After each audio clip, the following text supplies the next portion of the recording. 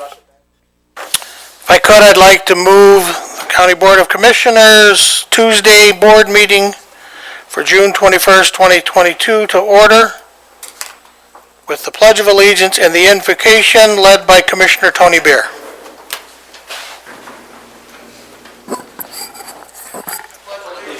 To the flag of the United States of America and to the republic for which it stands, one nation, under God, indivisible, with liberty and justice for all. Heavenly Father, I thank you for this day, glorious and warm. Thank you for the company that is assembled here this evening.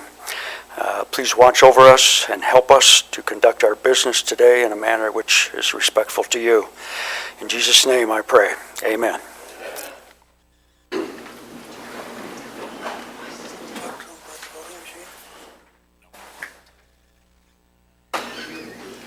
If we could have the roll call by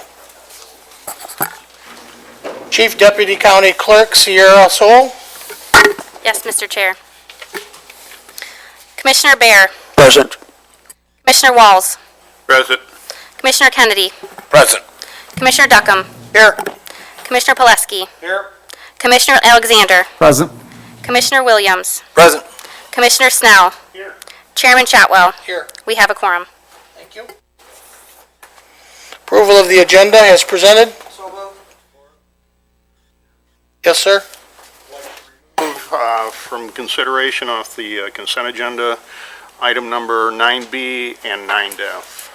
I appreciate that, but we will do that at the time of voting on the consent agenda, sir. Okay, thank you. Yes, sir. Any other items that are in the regular agenda? Hearing none, all in favor, please say aye. Aye. Those opposed? We have no awards and recognition. We have no communications. Any petitions to come before the board? Seeing none, we have no special orders nor public hearings. Mr. Chair, Yes, sir? there was a hand that went up. Is that to speak? Just No, ma'am, I'm coming to it right now. okay. We've arrived at the first time for public comment. Public comment guideline, each individual will state their name and have 3 minutes to address the board. You may only address the board once under this public comment opportunity and may not yield your time to others. Board members will not debate or answer questions at this time. This is the first opportunity for public comment.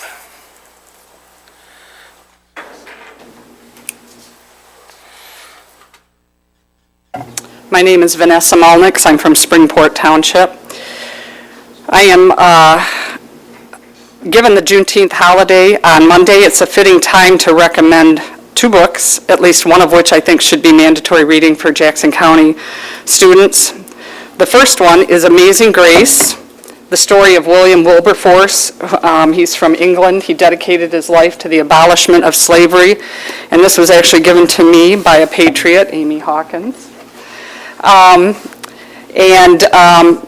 It's a story I never knew. And the second one is The Hidden History of Jackson County, written by Linda Haas. I don't know if any of you are familiar with this book, but she wrote this along with valuable input from Ken Wyatt and Calvin Battles of the District Library.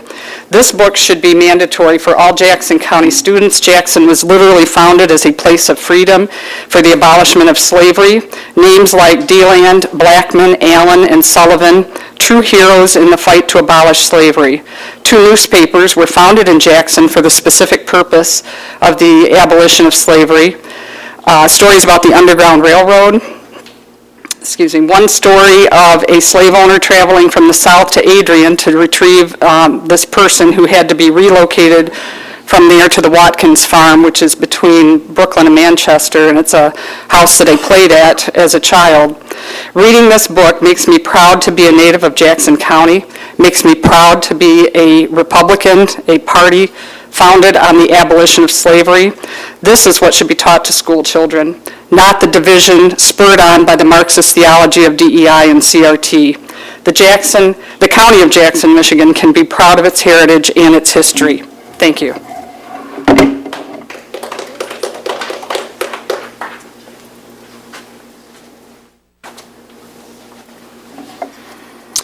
My name is Fred Trexler, Professor of Physics retired from Summit Township.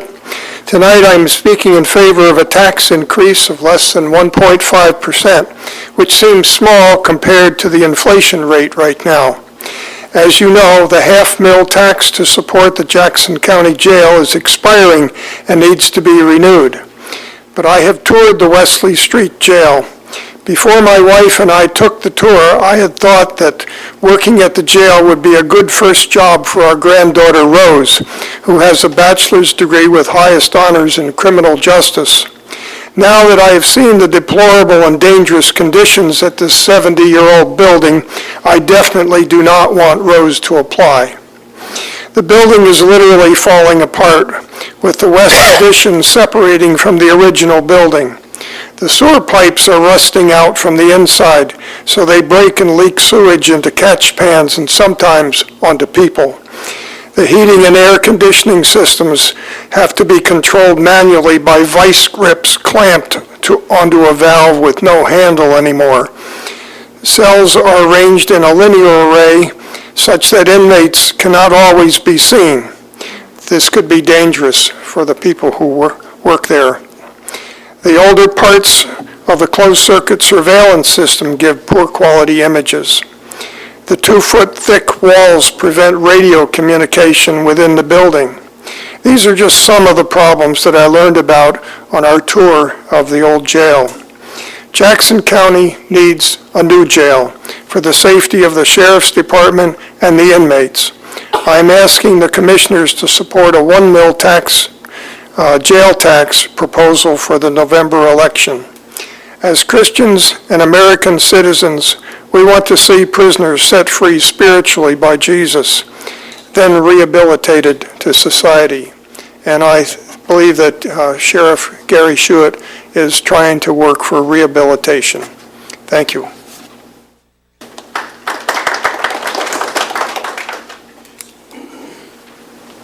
Good evening, Commissioners. I'm Amy Hawkins from Pulaski Township, and thank you to each of you for your service to our county. I just want to ask a question that I know in this forum is not going to get an answer, but I just want you to know it's on my mind and on many citizens' minds. It is my understanding that you have been through the tour of the jail that was just discussed, and I think the question that is before a lot of us is, where have our commissioners been for the last 20, 30 years in overseeing the disaster that has taken place? I, for one, have been through a tour of the jail, and I have found the leadership to be outstanding, not casting blame, but genuinely seeking to make the best of the worst case scenario, and they are serving with excellence and working to find a solution forward together.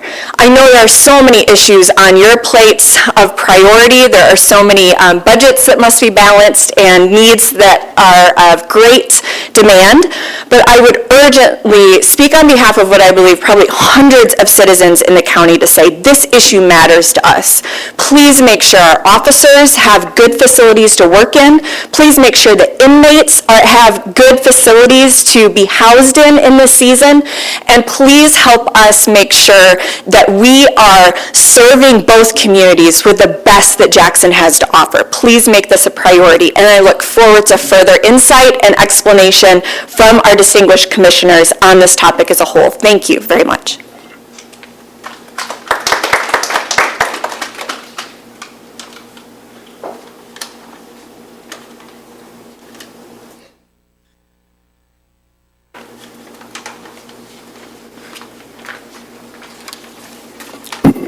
Peter Bormuth, 142 West Pearl Street. Happy solstice to everybody. It's a major pagan holiday, and it's the longest day of the year. I want to speak to an issue that I constantly hear about when I'm out going door to door, and that is people in District 8 say, fix the roads. I want to let them know that the city streets are a city issue. And That is not something a county commissioner has any power over. I have spoken before city council. I have asked the city manager and the city council to spend $7 million of their ARPA funds fixing our secondary streets because there's so limited funding from the state that they'll never be repaired if we don't take this opportunity.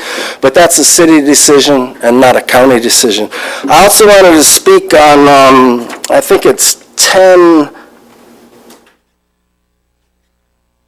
10A, the letter of consistency for the Liberty landfill. I'd like to point out the letter of compliance. I'd like to point out that our solid waste plan has a couple goals. Goal number 2 is to protect the county's natural resources from pollution and contamination, and 2B is to ensure that ground and surface waters are not contaminated from solid waste management practices.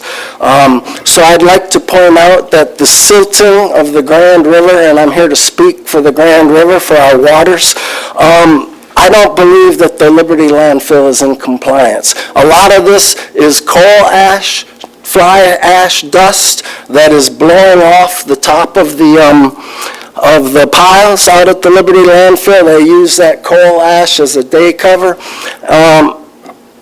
According to Part 115 of the Natural Resources Environmental Protection Act, Section 324, there's also a lot of required monitoring and testing. I'd like this commission to make sure that that is being done out there before you offer them this letter of compliance.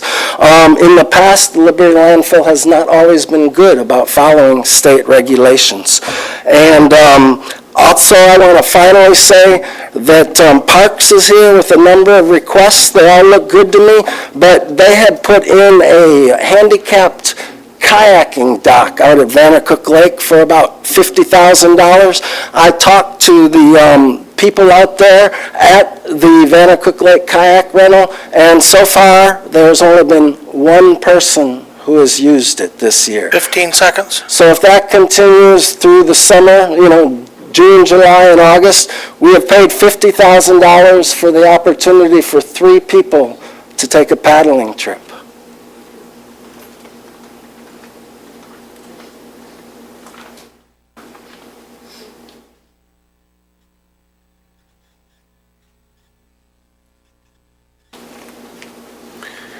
Good evening. I'm Nathaniel Mulvihill. I'm from Summit Township, Dibble Road.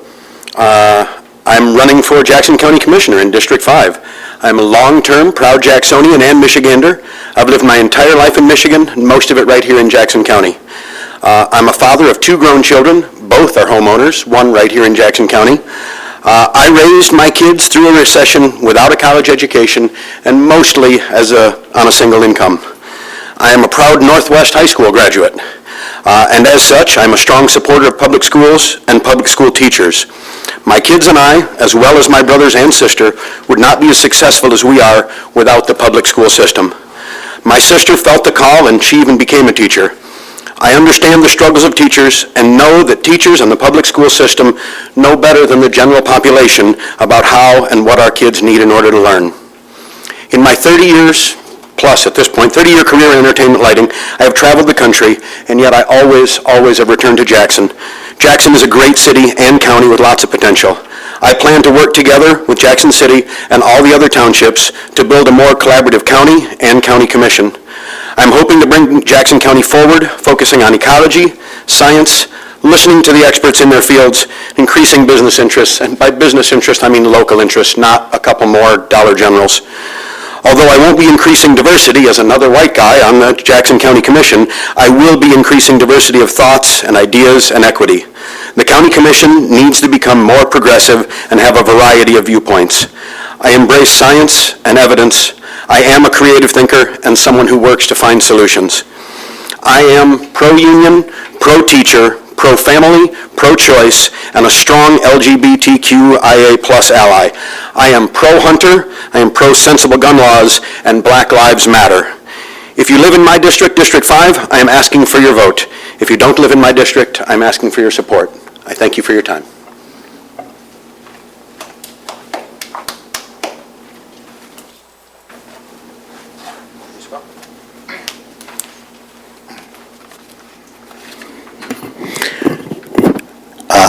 evening. I have two separate comments to make to the board tonight. First, I'd like to welcome, belatedly, Mr. Jeremy Alexander to this board. When Jeremy was first named to the county commission, I was very pleased because of his outstanding previous service as a Jackson City Can I have your councilman. name, sir, please? Oh, sure. My name is William Hastings. I live in the city. Thank you. When Jeremy, I can only speak for myself. Personally speaking, I can only speak for myself when I say this, but as someone who does live in the city and carefully observes local politics, there is no small amount of malfeasance and self-dealing on the Jackson City Council and in the office of the mayor. When Jeremy served on the city council, he was a polite truth-teller who helped shed some much-needed sunlight on some of the more questionable goings-on in city government. Sunlight is the best disinfectant, after all. I can only add that Jeremy has never been a partisan and has always endeavored to represent every constituent and every person living in the city. One of the biggest cliches in politics is to say, I serve all my constituents, but not just the ones who personally support me. But in Jeremy's case, that is no cliche. It is a heartfelt truth that emanates from his personal character. For 4.5 months now, Jeremy has also had to contend with major life-changing injuries from a skydiving accident. He has done so with the utmost grace, dignity, grit, and personal perseverance. Where are all the decent and moral people in government, people will often ask. Well, one of them is sitting on the dais in front of all of us tonight. Thank you, Jeremy, and God bless you. The second issue I'd like to comment on is the proposed ballot millage for a new jail. Sheriff Schutte and the men who currently serve in the undersheriff position are outstanding public servants as well, who've impressed me with their wisdom, intelligence, and temperament. Does this warrant putting the measure on the fall ballot? No, actually it does not. What does warrant putting the measure on the fall ballot, is the well-documented, decrepit condition of the jail building itself.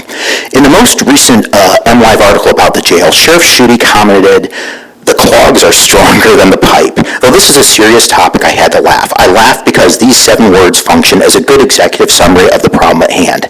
The county jail is basically a huge concrete bunker with 2-foot thick walls that cannot be brought up to anything approaching proper 2022 standards for a facility that is safe for prisoners and law enforcement officers alike. The clogs are stronger than the pipe. My time's running out. I support putting this measure on the fall ballot, and I support it. Thanks.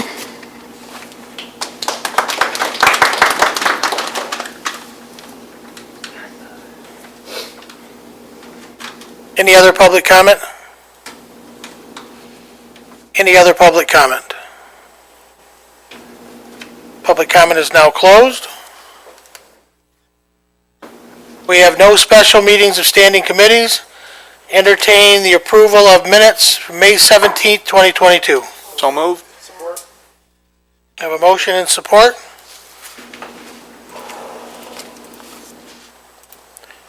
You ready, Madam Clerk? Minutes, all in favor? Aye. Those opposed? Duly carried.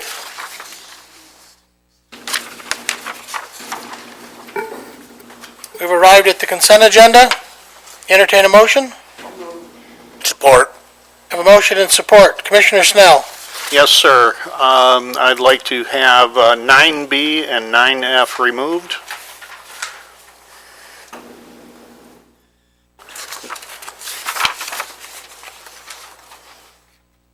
Those will end up under Standing Committee Public Safety and Transportation, becoming items C and D.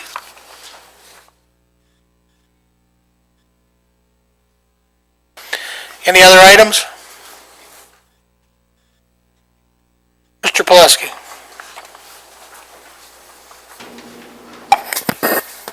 Thank you, Mr. Chair. I would ask to have items 10, D, E, F, and G removed from the consent agenda. Thank you, sir. Thank you. Those will move under Standing Committees General Government 14. And they will become B, C, D, and E. Could you repeat those for me? I didn't hear them. Yes, sir. Consent items under General Government Items D, E, F, and G are being removed from the consent agenda and being moved to Standing Committee General Government and becoming items B, C, D, and E. Commissioners, anything else for removal? Mr. Chair, Commissioner Williams. I'd like to pull item 10A for 2 questions.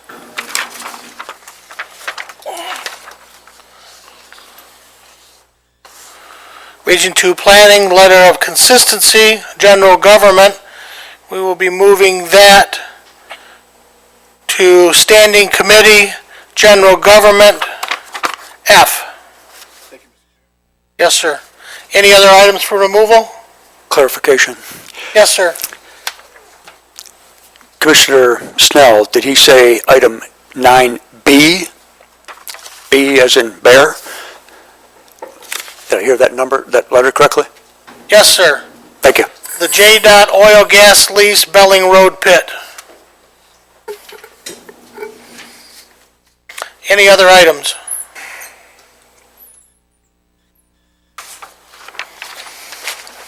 Madam Clerk, do you have the program in order? Yes, I understand it. Thank you. With that in mind, we'll be voting on the modified consent agenda as edited.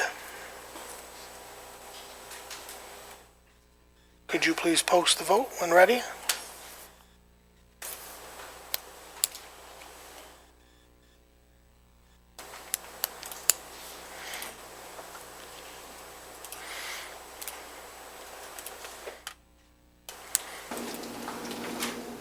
Posted. It's on its way, gentlemen and ladies.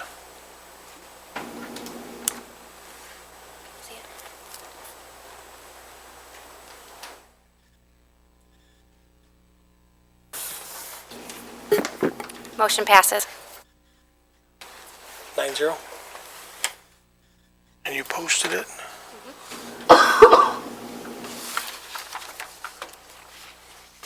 Okay.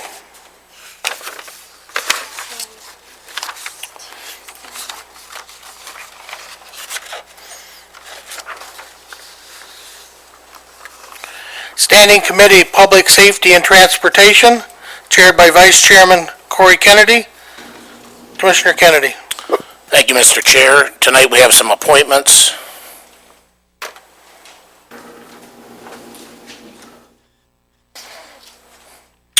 The Community Corrections Advisory Board, we're still looking for applicants and we'll need to re-advertise. The Jury Board, its current member is vacant. An applicant has been put forth by Judge Jordan. His name is David Hammondtree. He was also the committee recommendation. Any nominations from the floor? Hearing none, to concur with the judge's appointment, all in favor, please say aye. Aye. Those opposed? Duly carried. Commissioner Kennedy.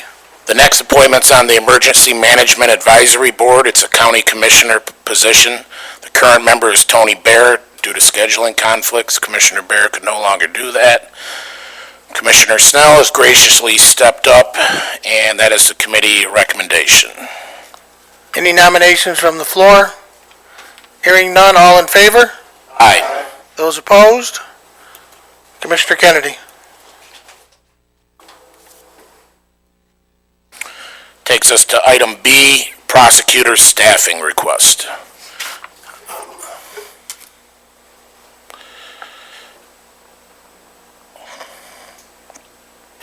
Entertain a motion? No, what are you moving? I'll move to refer this back to the administrator's office for further review. I'll support that. We have a motion and support. Takes precedent over the floor motion. No debate. All in favor, please say aye. Those opposed, same sign. All in favor, please. Aye. Those opposed? Commissioner Kennedy. That will now take us to item C, new item C, which is the oil gas lease at Belling Road Pit.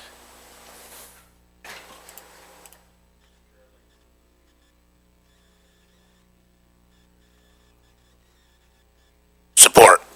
We have a motion and support. All in favor? Aye. Those opposed? I'm sorry, Mr. Chair. Sorry, Commissioner Bear was looking for discussion. Yes, Commissioner Bear? I apologize. When this is being referred back to reconsideration, one thing that I asked for at committee, and I asked through an email to the Department of Transportation, I would like to see a site plan. Got 100-plus acres here, no idea where this oil operation is going to be plunked down within that. I'd like a site plan that shows the active quarry, the farmland that is rented out, the existing house and well that is on the site. So that's my request, to have a site plan included in the future discussions. Duly noted. We ready to vote? No, I didn't catch who sent the motion. Commissioner Snell made the motion, Commissioner Duckham supported him. Thank you. That's a referral to the Administrator Controller's Office for further negotiations.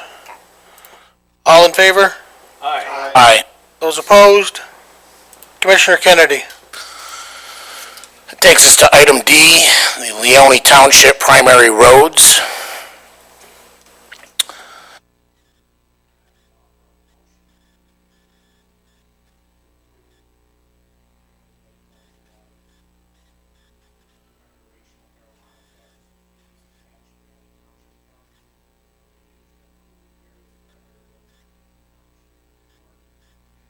We have a motion and support. Commissioner Pileski? Thank you, Mr. Chair. Always enjoy the opportunity to explain why I'm going to be a no vote on a motion. And I appreciate the creativity that has led to the possibility of dedicating some of the marijuana monies to road purposes and attracting the match by Leone Township. However, these marijuana monies are effectively county general fund dollars, could be used for any reasonable county purpose, and I'm sure if there were 100 people in the room, you'd find 200 purposes. Therefore, I don't think, I think we have many other general fund needs, and would prefer not to see unrestricted dollars dedicated to road work for which the county road department receives millions of dollars of state motor transportation funds. And thank you, Mr. Chair, for the opportunity to explain why I'll be a no on this vote. Thank you. Any other commissioners wish to comment? Commissioner Kennedy? Then Commissioner Snell. Thank you, Mr. Chair.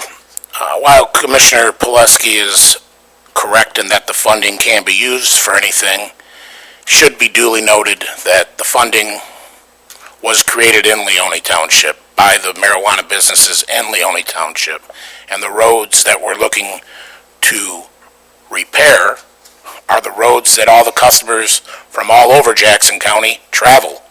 So it makes perfect sense, it makes perfect logic. We've expended $400,000 plus already on county-wide projects. Some of it was for law enforcement from that money, and I see it only fit that Leone Township see a piece of that, not only for that reason, but also because their board has taken the unprecedented step to step forward and match the funds on primary roads. It's not been done in this county before. And we hope to see other communities do it, quite frankly. We need to get our roads repaired. So I'll be a yes, a resounding yes. Commissioner Snell. Thank you, Mr. Chair. Although I understand the need for Leone, we also have contractual obligations with Blackman Township, and I'd like to make sure that those obligations are met before we do further work or those projects that are outlined here for Leone. And I'll make that in the form of a motion. Sir, you have a motion on the floor that's been seconded at this time. Would you like to offer a friendly amendment? Yeah, let's make that a friendly amendment. I would be in agreement to that. I didn't see who supported. Yeah. Supported the amendment. I didn't hear support. Okay. Who first supported the original? And we have an amendment from Commissioner Snell. I'm looking for support to that because there's... I'll support that.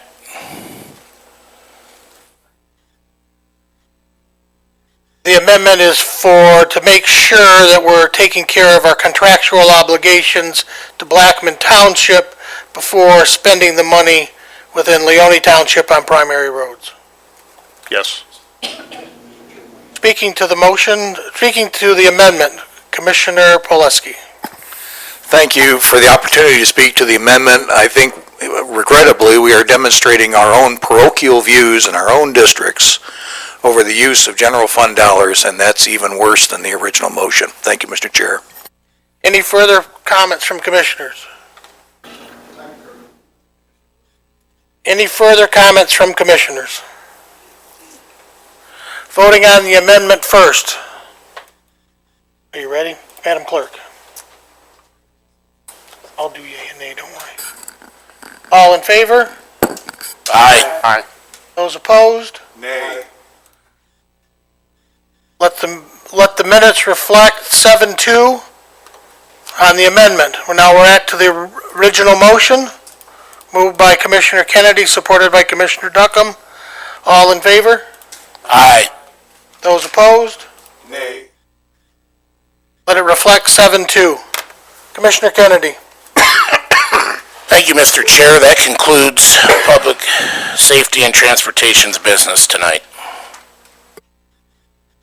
We're now on to General Government, chaired by Commissioner Phil Duckham. Commissioner Duckham. Thank you, Mr. Chair. First up, we have appointments. This will be for the Employees Retirement Systems Board. Current member is James Shotwell. The applicant is James Shotwell. The committee recommendation is James Shotwell. Concur with the recommendation of the chairman. Entertain a motion. Support.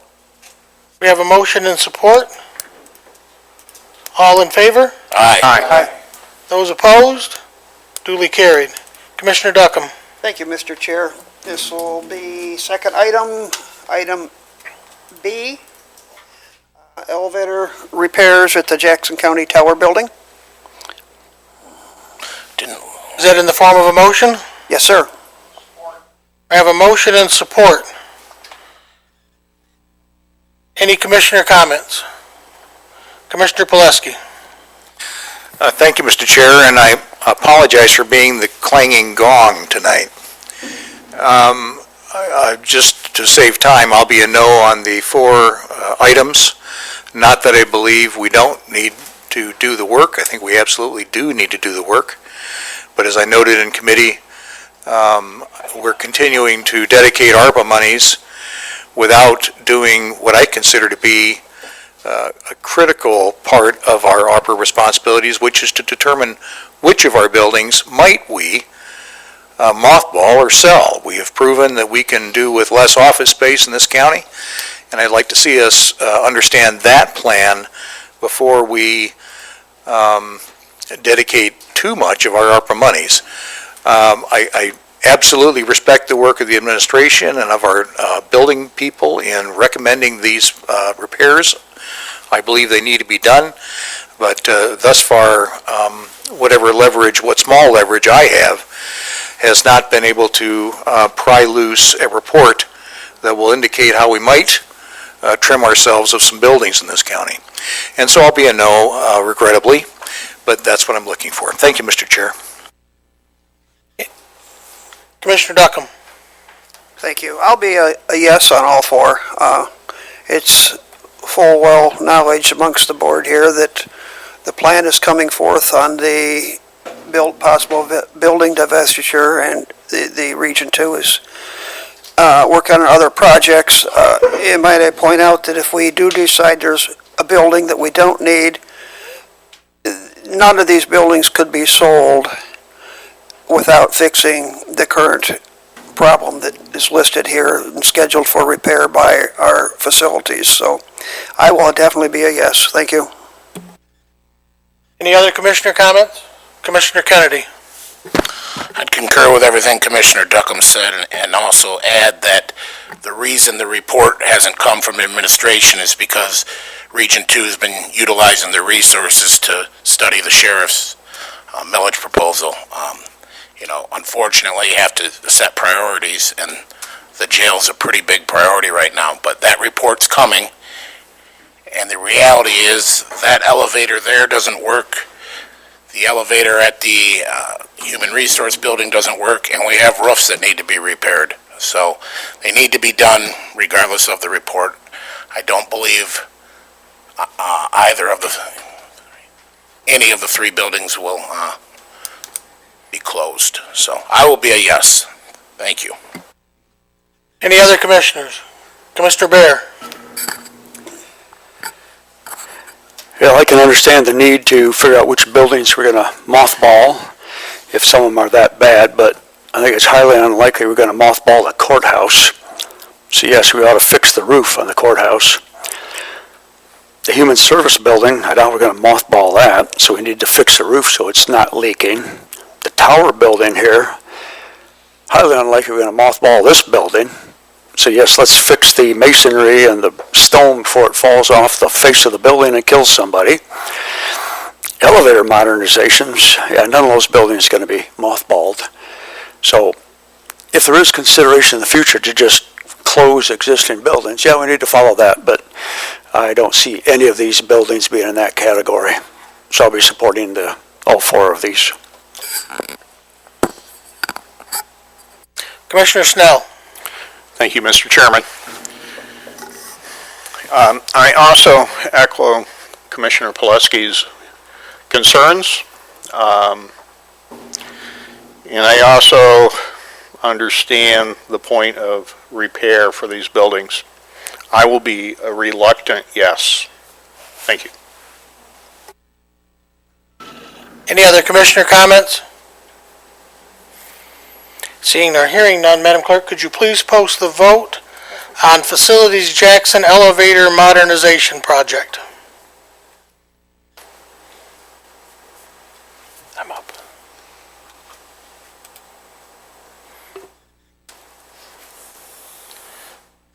Seven two or 8-1. 8-1. Motion carried 8-1. Commissioner Duckham. Thank you, Mr. Chair. Next up, we have the tower masonry repair that we need to have done before winter sets in and we go through another freeze-thaw cycle. I'll make that a motion to have that move forward. Support. I have a motion and I have support. Any commissioner comments? Hearing none, Madam Clerk, could you post?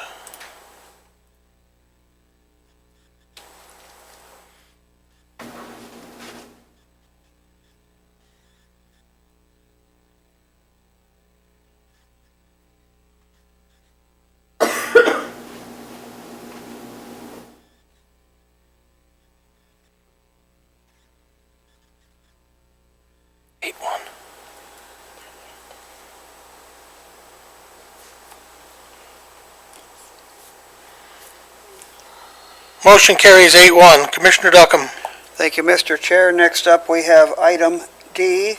This will be the Human Services Building on Lansing Avenue, roof repairs. I'll make that a motion. We have a motion. Do I have a support? Commissioner Bear supported. Any comment?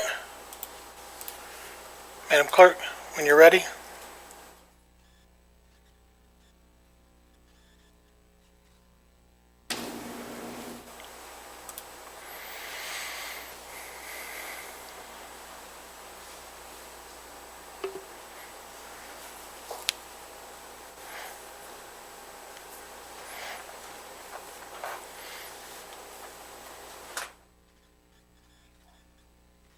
That passed 8-1. Commissioner Duckham. Thank you, Mr. Chair. We have another facilities that would be the courthouse roof repair. I'll make that a motion, sir. I heard a motion and I heard support. Commissioner Bear? Comments? When you're ready, Madam Clerk.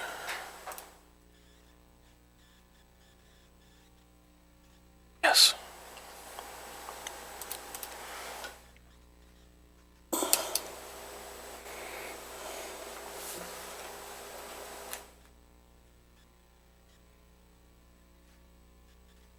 Passed 8-1. Commissioner Duckham. Okay, and we'll move on to item F. That would be the county, the Region 2 Planning Commission Letter of Consistency concerning the Liberty Environmental Landfill. That's a motion? Support. Motion and support. Commissioner, questions? Yes, just one question. I think I may be able to wrap this up Yes, sir. in one question for administration. Is our current landfill in compliance with Eagle's regulations? Yes. Okay, have we ever been in any danger of it hindering, or any of the water sources being hindered by it? I can't speak to that. I am not aware of any. Okay. Then I guess I can't wrap it up in one question. So my last question is, when was the last time that the landfill's been reviewed by Eagle? Do we know that? I do not. That would be between Eagle and the Liberty Landfill. They're in compliance with our solid waste plan. Okay. That's what the letter basically is for. But as we know of today, they are in compliance. Mm-hmm. Thank you, Mr. Chair. I have nothing further. Any questions? Commissioner Bear. It has been, I will use the word alleged, it's been alleged that some of the property put in the landfill is blowing away in the wind and getting into the river. Has any research been done on that? Can we verify that? Is that true? Not by the county. That's outside of our jurisdiction. Again, that would be Eagle. There's people who look at those sort of things. So to get confirmation of that, we would have to go through, request it through Eagle? Yes, sir. Commissioner Duckham. I'd like to point out, Eagle regulates the landfill. Eagle inspects the landfill, probably on a quarterly basis at least, and it's not up to Jackson County to go out there and inspect it or implement the guidelines of operating that. That's all set by the state of Michigan. We just have approved the consistency with our land use plan and our solid waste plan, and after that, it's all up to Eagle, and we have to trust their work. If you have a suspicion of something not right out there, all you have to do is call Eagle, and they'll go check it out. Thank you. Further commissioner comments? Madam Clerk, could you post the vote? I don't have a motion and support. I apologize. I need a motion and support. So move. I have a motion and support.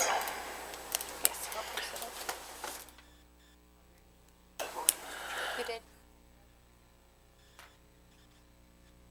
So Commissioner Williams supported then. So Commissioner Duckham made the motion, Commissioner Williams supported. Everyone can vote. The clerk's placed it in front of you.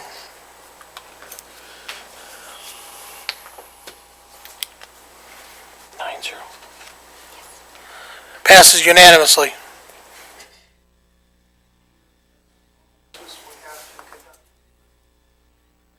Thank you, sir.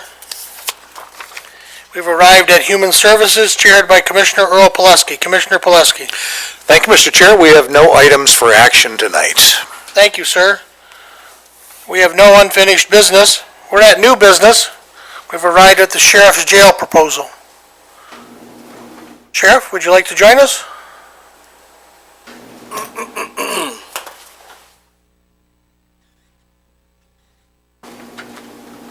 Good evening. Good evening, everyone. It's an honor to be in front of you again. So I'm trying to communicate.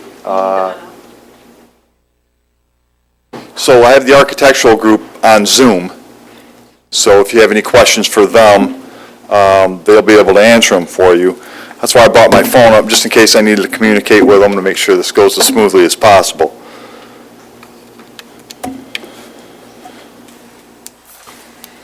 So you all were provided with a copy of the final report. One of the things that I want to do before I begin is point out there's just a couple of small items that were erroneously placed into this bid, or in the summary rather, and just for edification purposes, I'll just point them out. One of them was on page 107, which discussed the boilers. It spoke about a boiler being brand new in 2003, when in actuality, that was the boiler for the addition. It wasn't the boiler for the entire facility on Wesley Street. Those boilers have not been replaced, and those are the old ones that you've heard folks talk about, and of course you folks saw, that are monitored with a meat thermometer and adjusted with vice grips. And then on 129, it indicated that the facility was built in 1984 for 160 inmates. That was an error. It was actually built in 1952 for 90 inmates. So just a couple of little things there. Page 130 also discusses the boiler again, so it's just a continue on of that error that was on page 107. So I just wanted to point that out to you. One of the things that we had in compiling this, you know, that's 304 pages, and it was a real in-depth look at the courts. It was an in-depth look at our bookings. We were, fighting backwards, as my undersheriff would say, trying to get things in a manner that was easily understood, so that we could use that information to make a determination as to where the jail needed to be.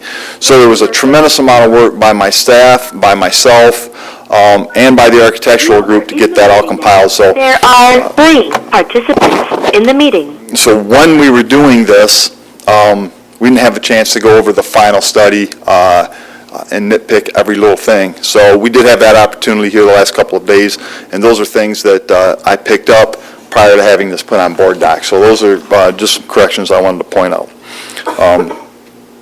Relatively minor in the general scope of this. So you understand that we went with RQAW to compile all of this information that I just spoke about and to place it into this report with a recommendation.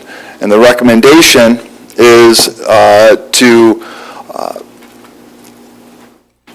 eliminate the Wesley Street facility as it stands. In other words, to not use it as a jail. And there's a number of enumerated reasons as to why that the Wesley Street facility should no longer be utilized. Part and parcel to the fact that it's decrepit and old, and you folks know the drill on that.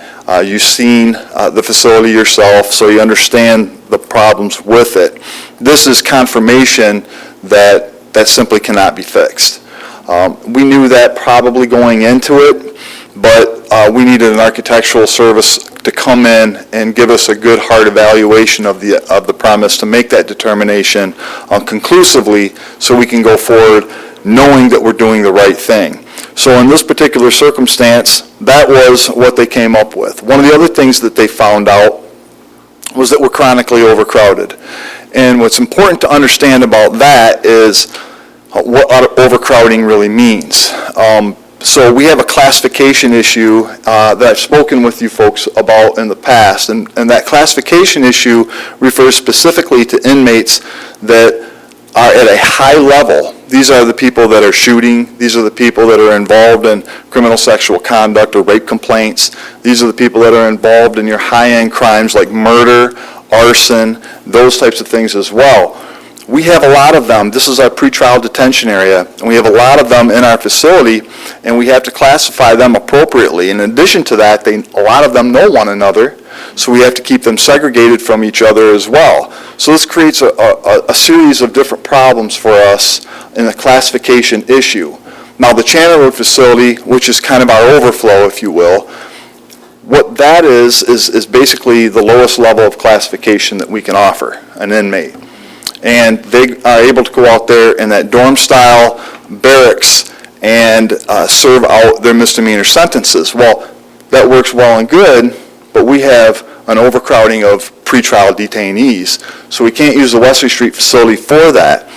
But I gotta tell you, there has been on occasion where we've had to do that with people that we know as to be nonviolent offenders, but are still waiting for pretrial detention purposes. So that's created a lot of difficulties for us and a lot of problems. COVID has been especially challenging as a result of that as well. So with a 185-bed facility, operational capacity of our facility should be 148 inmates. We are always over 148 inmates. I looked before I came here today, we were 171 today, and that's common. It's also common for us to have a tremendous amount of inmates to come in during the day, during work periods, and then they go out through the courts, and we request bonds on them because we have no place to put them. So you'll note the last few years that bookings went down. In terms of 7,000 bookings, we were down to 5,000 bookings, or maybe instead of 8,000 bookings, we're down to 6,000 bookings in a couple of the years as you'll scroll through the schematics. And the rationale behind that is a lot of those have been diverted straight to the courts. Courts have their own fingerprint machine now, and we just get out of the booking process altogether because we got no place to put them. And that's the problem that we've been having with our Wesley Street facility. Classification, no place to put people. So that's just been compounded over the years. In fact, now I've been a law enforcement officer in this town on and off now for 33 years, and it's always been a chronic issue here. I think it was alleviated a little bit, if I recall correctly, when the 2004 edition was added, but the reality of it is that went away, or that evaporated within a year or two. So we were right back to square one and having difficulty of booking people. So I wanted to make sure that I explained to you what that meant and what the overcrowding issue was all about. Then in addition to that, I wanted to explain to you just the general space evaluation of the Wesley Street facility, and talk to you a little bit about the blind spots that we have in a lot of our larger cells, and the inability to see past those blind spots, and how difficult it has been to manage those populations, particularly on the third floor. The third floor is our highest level security floor. This is where the really big guys, in terms of criminals, are being housed, okay? On the third floor is the tunnel that goes over to the courthouse. That tunnel on Fridays, for instance, which is a pre-conference day, that tunnel is used for 18 to 20 inmates at a time. And they'll go across into that tunnel, they'll go over into the courthouse, they'll talk with their attorneys, they'll make a determination as to whether or not they're going to have a preliminary exam, whether they need additional discovery, or whatever the case may be, and then one by one they get sent back through that tunnel. So the reason why I'm pointing this out to you is because of the blind spots that we have on the third floor. We have one officer that's designated to watch that tunnel, and he's also designated to do the rounds on the third floor and to pay particular attention to those blind spots. So one by one, he's bringing them inmates back in. This is how contraband gets introduced into the facility, because they'll pick it up. There's all sorts of crazy things that go on. They can pick it up inside the courthouse. They see people that they know. Different things get transferred that way, and then they come back in the facility. We do a head-to-toe search of them when they come back through. We take them back, we put them into their cell, but we don't have time to do a complete strip search of that individual when he comes back into the facility. So it's particularly problematic, and that's how additional contraband gets introduced into the facility. So the problem is when they go back into these cells and they have these blind spots, that's where contraband gets spread. That's how different things happen, and that's what causes a lot of problems for the managing of our third floor in our facility. So that's pretty much specific to the Wesley Street facility. There's really no other jail that I've run across in doing my own personal evaluations that has that type of interaction with the inmates, where they come over one at a time. And that's because of the way our general layout is and the way our design is of our building. So that's been particularly difficult. Do you want questions as we go, Sheriff, or do you want us to wait? Absolutely. Okay, then I need to chime in here. Sure. It was my understanding under COVID that we were doing Zoom Yes. processing within the district and circuit court system of all our inmates, whether it was third floor or not. Yes. And that your analysis of capacity, and I want everyone to understand that I'm going to be speaking administratively. I know where the sheriff's at. I know the quality of the facility he has, but I'm going to raise some questions because I've had the privilege of serving as a county commissioner through Sheriff Zavazlak and all the way forward, Sheriff Hines, Sheriff Rand, and now Sheriff Schutte, and it's been my pleasure to be with true law enforcement people like this who have an administrative understanding also. So the capacity of Wesley Street was 185 and Channer was 252. Yes. With us being awfully close to wanting 437 in a perfect dream world of well-behaved prisoners, okay? But typically we operate at about 350. Now, what complicates that also is that we really don't have, and this has come on in the last 20 years, a way to deal with female criminals also in the system because they end up having to be housed at Wesley Street. They're not something that we can put in the barracks out at Channer Road, correct? That's correct. Okay, so we deal with our female population, and typically that ranges between 40 and 75 with a number I saw just before COVID of about 96, and we talked a little bit about that we didn't want to work our way back to that. So your thought is that we're now getting back to where the prisoners are having to go back and forth to courts. They're actually going before the judge and in the courtroom. We're not able to utilize Zoom for any of the work that we can do with the prisoners? So what I was outlining is a particular problem when the courts open up wide open again.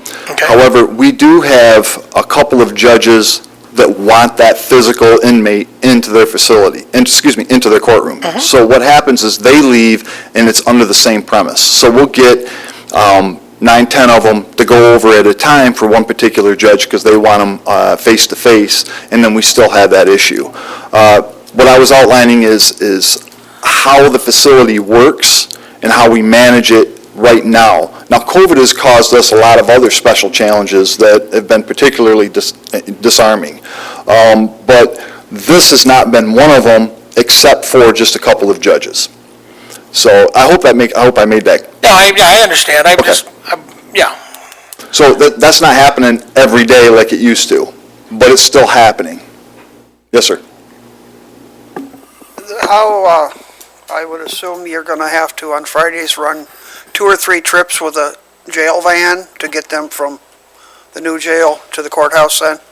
So, the state court administrator's office is saying now that we can do this by Zoom. So we can have these television hearings taken care of as long as they're non-adversarial, meaning that there's not going to be arguments made back and forth and witnesses cross-examined and examined and so on and so forth. If it's just going to be like an arraignment or a pretrial conference or a pre-con, we can handle all of that by Zoom. And that's the vast majority of them, but we will have to transport some back and forth for the adversarial proceedings like motions, preliminary exams, and of course trials, and then sentencings. The inmate has or the person, I should say, has the ability to be there if they want to for the sentencing, or they can waive it and do that by Zoom as well. So what happens right now is because we have such limited capabilities for Zoom, when we have all of these different hearings going on, and some of the judges get upset because they're over there waiting, we have to take them over. and it creates a particular problem at this point. You know, I've told you about COVID. Once they leave the confines of the jail, they come back, we have to quarantine them for 5 days. So we try to avoid that as much as possible, but it still is going on. So we send 8, 10 of them over there at a time. They come back one at a time. We're still searching. We're still looking for them. Now we got to put them in a different cell away from everybody else where they're quarantined. So there's a lot more problems and issues that come up as a result of COVID. In fact, I'd like to go back to what I just talked about, because even though that was chaotic, it was easier than it is right now. So we stick them on Zoom. They work on Zoom. They go through their hearings on Zoom. But unfortunately, we have hiccups because structurally our building just doesn't have the capability of having enough Zoom hearings in it to satisfy the needs of the court. And also, when we do have it, we have a lot of problems. So there's just a couple that we can use. We'll try it sometimes through Wi-Fi and a couple of our different iPads, and then they get dropped in the middle of a court hearing, and it upsets the judge, it upsets the defense, it upsets the prosecution, and the whole hearing has to start back over. I mean, it's just been a lot of chaotic things going on. So it's just because of the limitations of the physical structure, quite frankly, that's caused it all. Understand that. A second question here, real quick.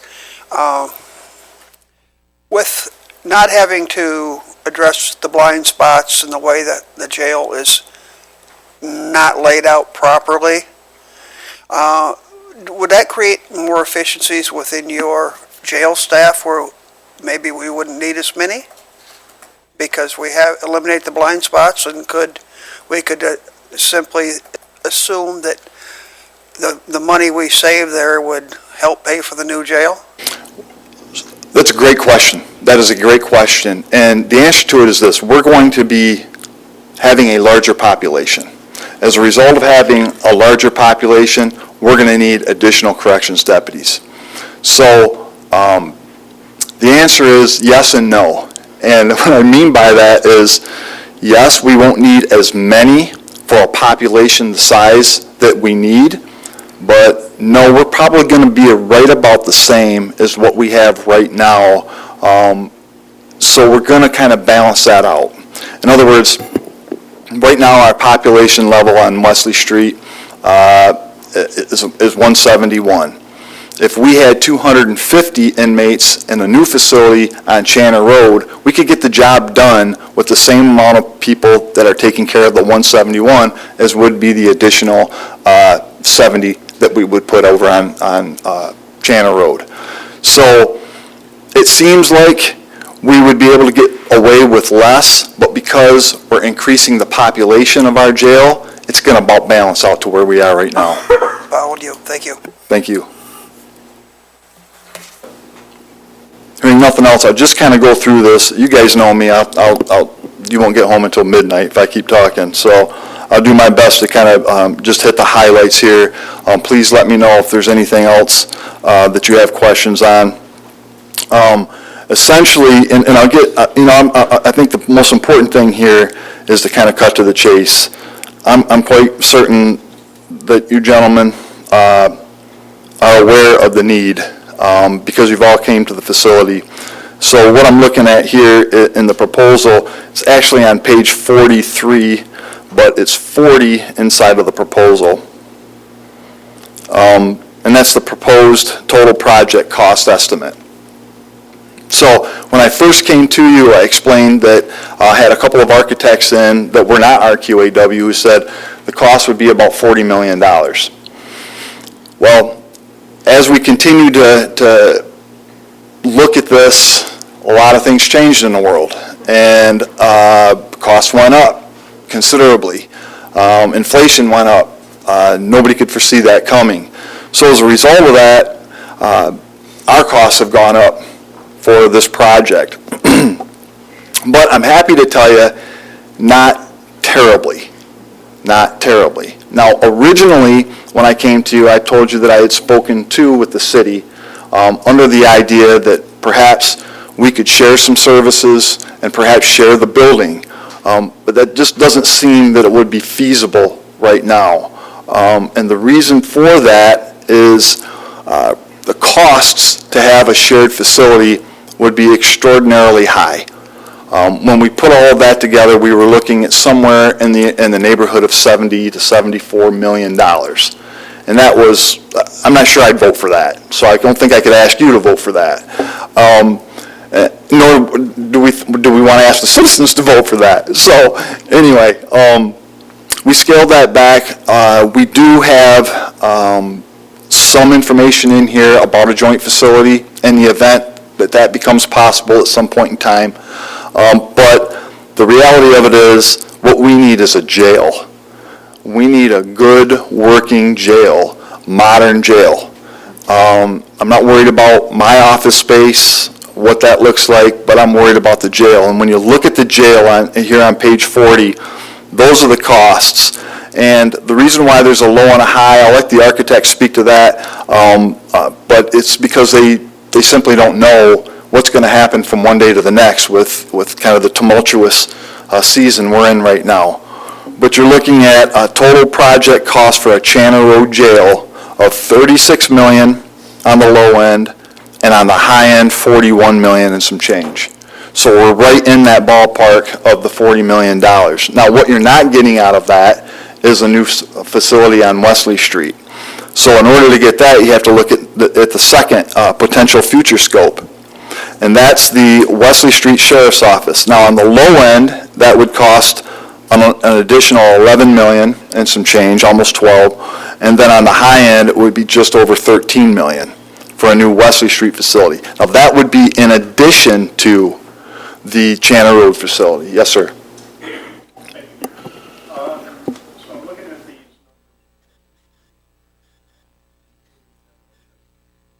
Use your mic, Greg? But yes, it does include demolition. Okay. So the demolition for Wesley Street, I was pleasantly surprised, would be just under $1 million. So the one other thing that I wanted to tell you about is originally I said $40 million for both of these two. This is where it kind of comes into play here. If you look on the high end, and I always look worst case scenario, that would be $54 million. So it would be a $14 million increase from what I was originally informed of back in September, November area of last year. So it's gone up considerably just in the last couple of months. But anyway, I wanted to point that out to you so that you knew. And then, of course, on the bottom end, which is the female dorm addition, that would be out at the Channel Road facility. This is something I think we really need to make sure that we get for a lot of reasons. But on the low end, it's just over $1 million. On the high end, it's just under $1.2 million. So my suggestion would be, in all of this, is that we would do the Channel Road facility with the women's dorm. So it would be anywhere between $37 million and some change, as high as $42 million and some change. So that's what I would like you to consider. Yes, sir, Mr. Bear. Is it feasible to do the Chantry Road facility, $41 million, without doing the female dorm? Sure, it's feasible. Where would the females be housed? Well, the females will continue to be housed inside of the existing 250-bed facility. What we're looking at with a female dorm is, right now we have the two male dorms out there, and we don't have a female dorm out on Channel Road. So to try and equalize that, we would put the female dorm out there. So that would just be in addition to what we already have dorm-wise. Thank you. We'd still have females out there. I hope I'm clear on that. So I guess I have a question for the architectural company. When we built Channel Road, we overbuilt and put a pad in for a third barracks. Is that out there still, or did that end up becoming all the other operations that we now have at Channel Road? You know, emergency, the morgue, all the other operations that we have going on, or we didn't get as far as we thought we were going to on building the extra infrastructure out there for going forward with the third dorm.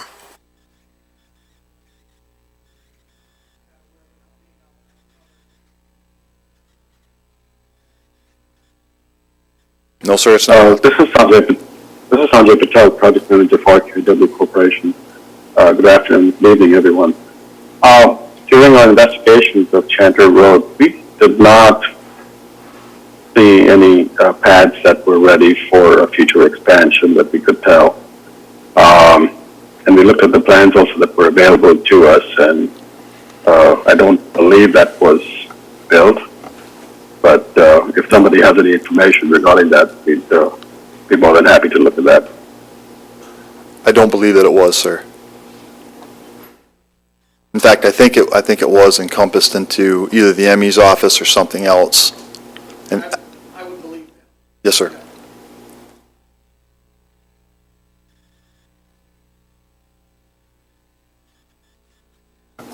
Sheriff?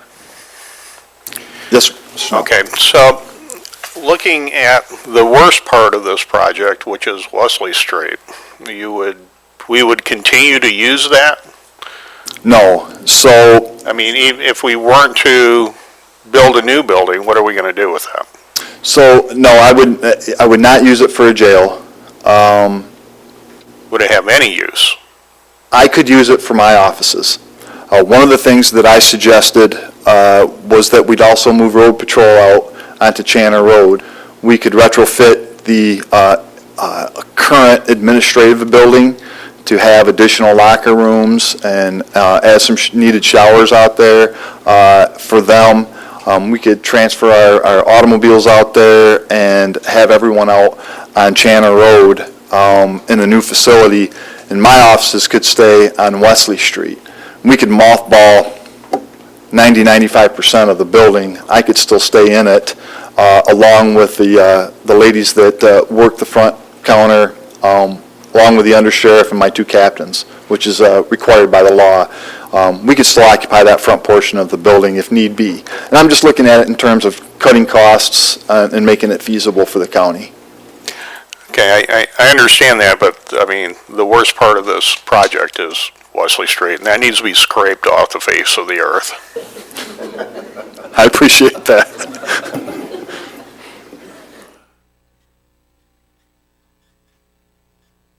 Any other questions of the sheriff? Earl? Thanks, Mr. Chair, and I'm kind of thinking about the dollars and cents of it. I'm convinced that you've made the case that we need to do something down there, and I appreciate the hard work that you and your staff have put to put together the program and to come up with ideas and to do that. I appreciate that very much. I'm looking at the Region 2 report, page 3. We're going to have that presentation, Earl. That's another presentation? Yes, sir. Then I think I will wait. Okay. We're not going to make the Scared sheriff me there answer. for a minute. I'm not going to make him go through that. Okay. Do that. All right, good. Thanks very much for being here, Sheriff. Yes, sir. Tony, go ahead. Sheriff, if we don't do anything with the Wesley Street facility at this time, and you continue to occupy a small portion of that for your offices, which the law requires you to do,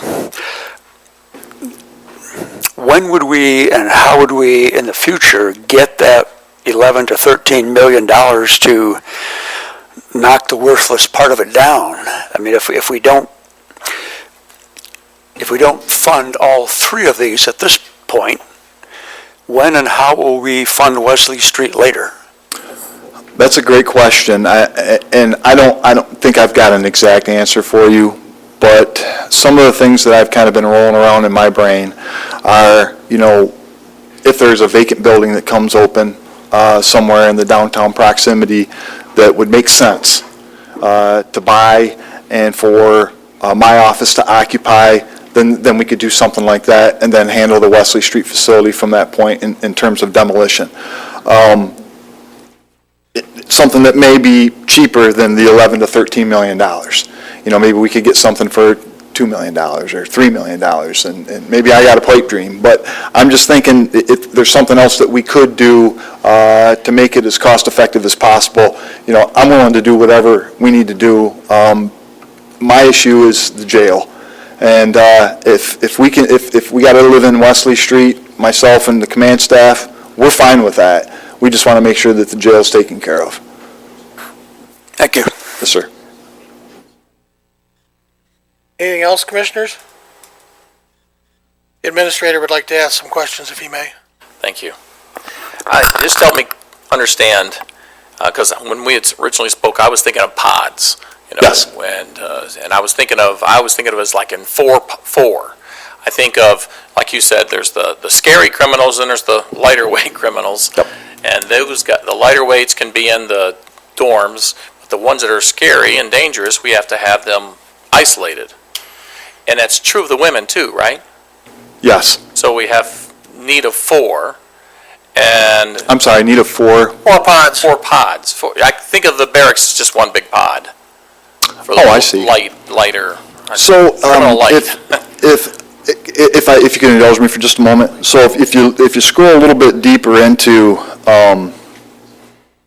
this, and I'll get you a page number here in just a second. It kind of explains how this layout works.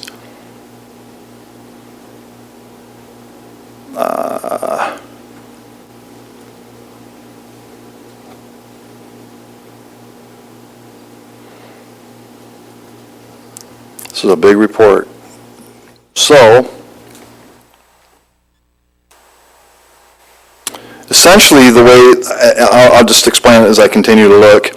Essentially the way these pods work is they're shaped into a pie system inside of a square. So the building is built kind of like a big, large, square pole barn. And inside the pole barn are these pods. And these pods are the jail cells themselves. And those jail cells are constructed of steel, and they're all welded together. And at the back of the cell is the toilet, the sink, and the shower. So inside of that cell, depending upon what type of inmate you've got in there, you could have as many as 2 people. And it's a very small, rectangular-shaped pod. And these pods go together inside that much larger square and kind of a pie shape, and they're kind of fanned out.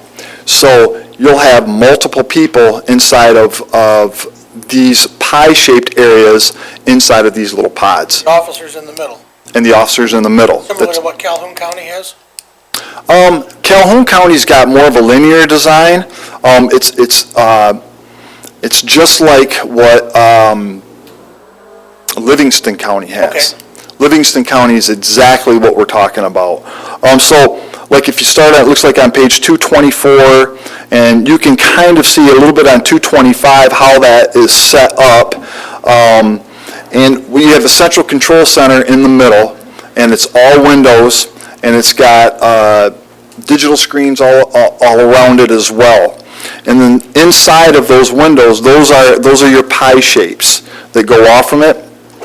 And you can see back in there the different cells that they have. So, and that's what I'm calling a pod. So like on page 227, is that when you go to that page? Yes, that's exactly the layout right there, 227. That would be like a first floor, and then in addition to that is a second floor with additional pods stacked up on top of the first. That's all seen from the control center. So is this what I'm looking at on page 227 would this be like the footprint and then one pod, so the pods are stacked vertical? Right. So you in essence need 3 new ones out there. Because the barracks is existing pod. I see what you're saying. You're referring to that as a pod. Yeah. Okay. That's just the lightweight criminal pod, and then we have You're exactly right. Okay. You're exactly right. I'm trying to understand, because I'm like, Okay. what are we building? I just got to get our terminology right. Yes, Yep, yes. You're absolutely correct. Non-law enforcement. Okay, all right. So I understand the pod, what you're proposing there.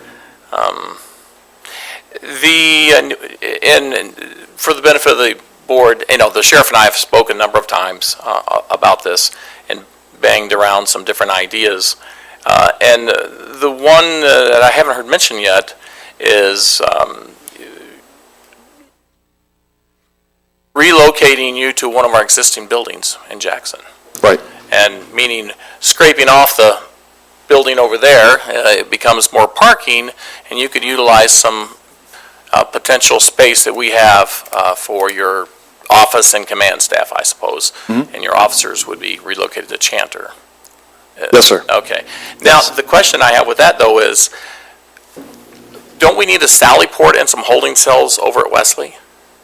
Will we still have to build, if we scrape that off and you have to bring people over there, how do you do that? You know, it would be ideal. Yeah, I'm not gonna sugarcoat it. It would be ideal. So, you know, Jackson's kind of unique in a lot of senses when you look at how inmates and transportation occurs, right? Because so the Department of Corrections obviously has a big footprint here in Jackson, and we have people that commit crimes inside of the Department of Corrections.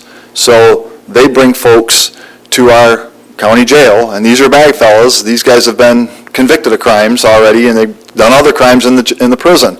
So they come in, they park, if you'll notice, across from the door, the entry door of the Wesley Street Courthouse, there's prison-only parking right there. So they park their vans over there, they get people out. Now, this is not ideal, but they get people out and they walk them right through the front door and they take them to the public elevator, and then they take them up to wherever they're going to trial or seeing their attorney or whatever the case may be. Now, that's not ideal, okay? But it's possible to do it. We can operate that way if we need to. So it would be nice if we didn't scrape the Wesley Street facility and we kept it. We could still utilize that sally port for transports. I can bring people in through the current booking area, take them in through the elevator, take them up to the third floor, transport them through that tunnel in a more secured fashion so they go into the building without having that exposure and that ability to run. So I would like to have something like that if possible, but we can certainly make it work if we don't. The original plan, the $70 million plan that I was telling you about, that original plan called for a sally port to be attached to the building, the new building that was being erected, and to the courthouse. And that was going to be coming right straight up off the alleyway. It was locked. They were going to go in. They had an exterior elevator designed to take the inmates so that they didn't interact with the public whatsoever up to whatever floor they needed to go to in the courthouse for their proceeding. That's absolutely the best, right? But quite frankly, we just can't afford it, and I know that. So, you know, I've talked with my command staff, and we've gone through it. You know, what can we do? What's the most important thing to do? How do we prioritize this? And that's why I've come up with Wesley Street. We got to do away with the confines of Wesley Street in terms of using it for inmates, but we got to have a jail, and we got to have this type of a jail, a modern facility that's safe for the deputies and safe for the inmates. So that's kind of where we fell on this.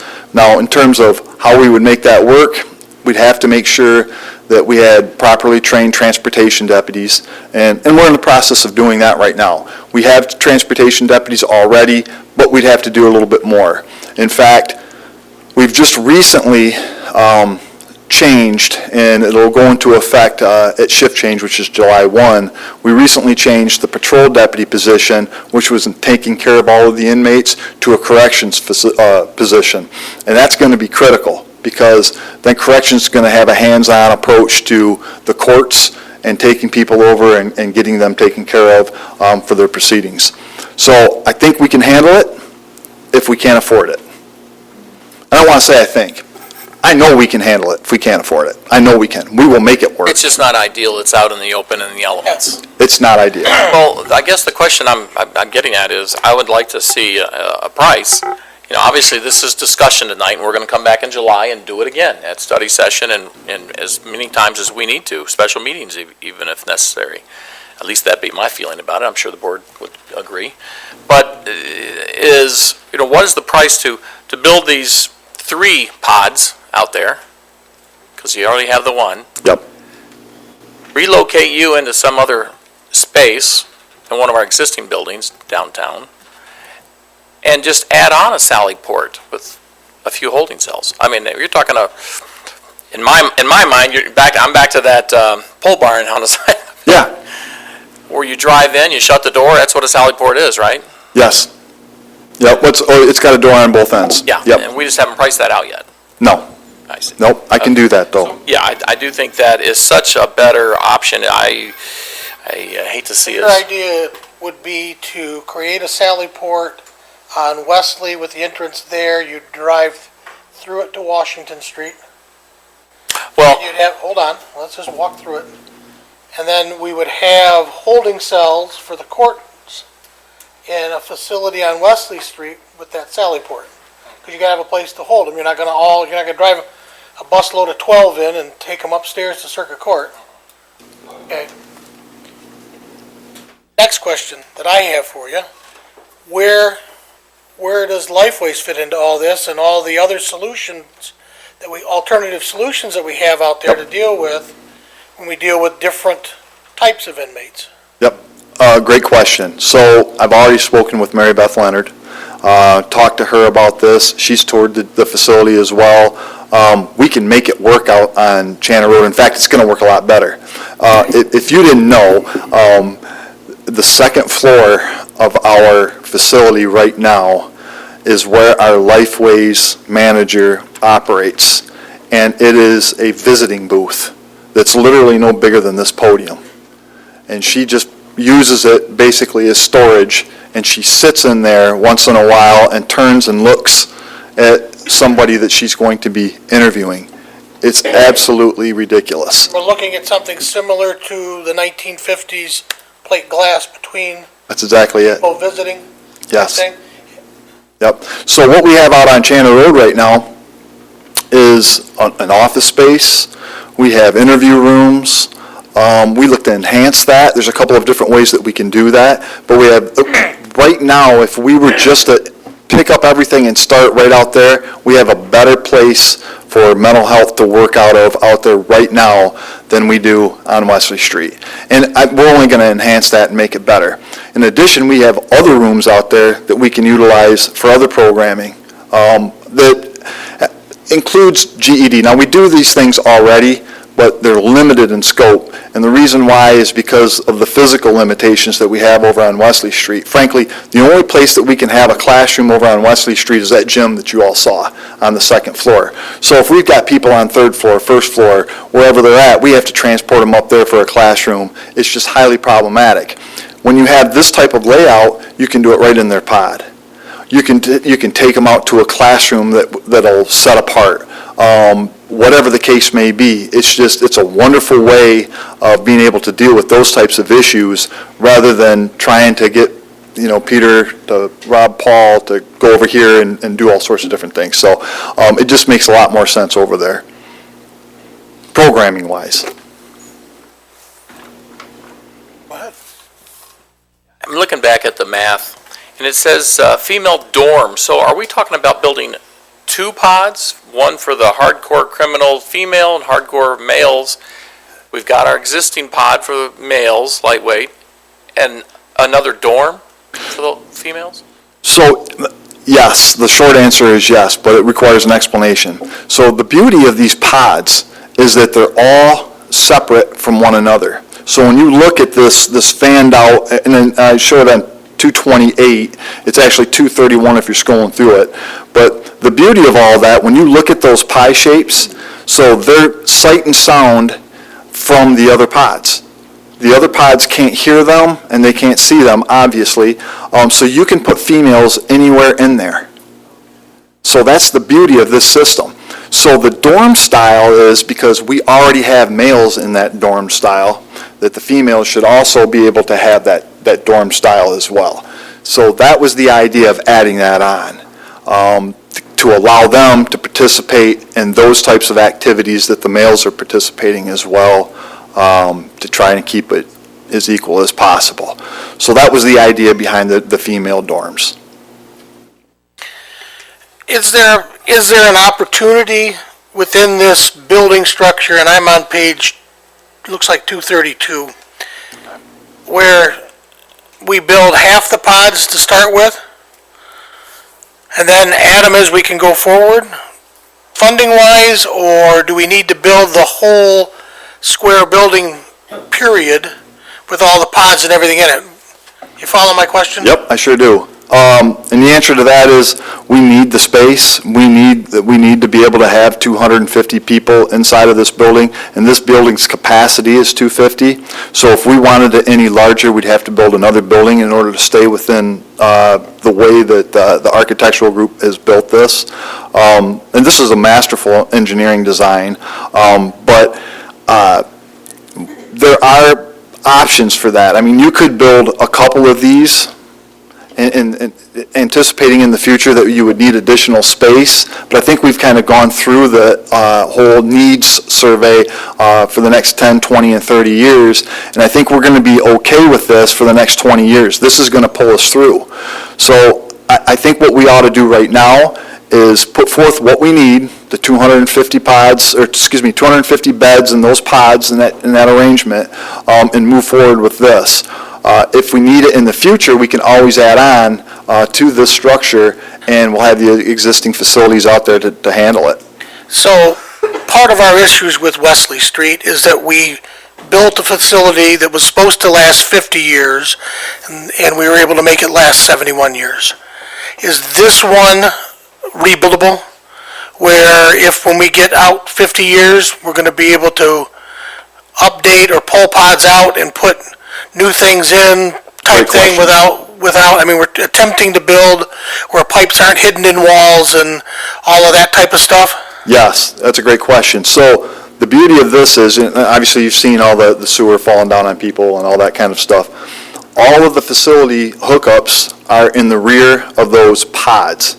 So you've got the plumbing coming in the back, the heat coming in the back, the electric coming in the back, the light coming in through the back. So as you know, through my demonstrations, you know that they don't like to be there. Inmates don't like to be there, so they flush down the toilet, their pants and their shirts and all that kind of stuff. It goes right outside. So if we have those types of problems, which we will, when we have those types of problems, we can go out there and remedy it just like that. There's no big, huge clog. It's outside the facility. We don't have to go in to the secured portion of the facility like we do now. We can stay on the outside and clean it out. And if there's a catastrophic incident that breaks the cell, although I can't imagine that, but if there is, maybe it's just age, right? They're steel, maybe they rust. I don't know, right? If that happens, we can unbolt them and take them out and put new ones in. So that's the beauty of it. It's really a masterful design. I was thoroughly impressed with it. Well, when we built Leslie, we thought we were building a masterful design compared to what was on Michigan Avenue. Right. So yeah, I appreciate that a lot. Phil? 30 years from now, if we needed more space, would we go up to a third floor or expand the footprint? Expand the footprint. Okay. Yep. We always stay with two-story. Yep. Okay. And there's a lot of reasons for that. One is you don't want to go up too high. Somebody tries to jump. It makes it difficult also for people to try and keep track of everything when they go up three stories high. And then you can have a separate control tower for just the two-story banks. It just makes a whole lot of sense to keep it at 2 stories. But we're thinking 30 years down the road also. Correct. Thank you. Yes, sir. Go ahead. Thank you. So just one quick question. So you had mentioned about, if something were to happen that we could take the pod out, so to speak, and then replace it. So, and if I'm using that terminology right, the pod that you would take out, how much would that cost relatively? Oh, geez, I don't know. I don't know exactly how much that would cost. So it would be considerably less than if we had to replace an entire jail, I tell you that. Would it be something that your current budget could handle? Yeah. Okay. All right. Yeah. Thank you, Mr. Chair. Nothing further.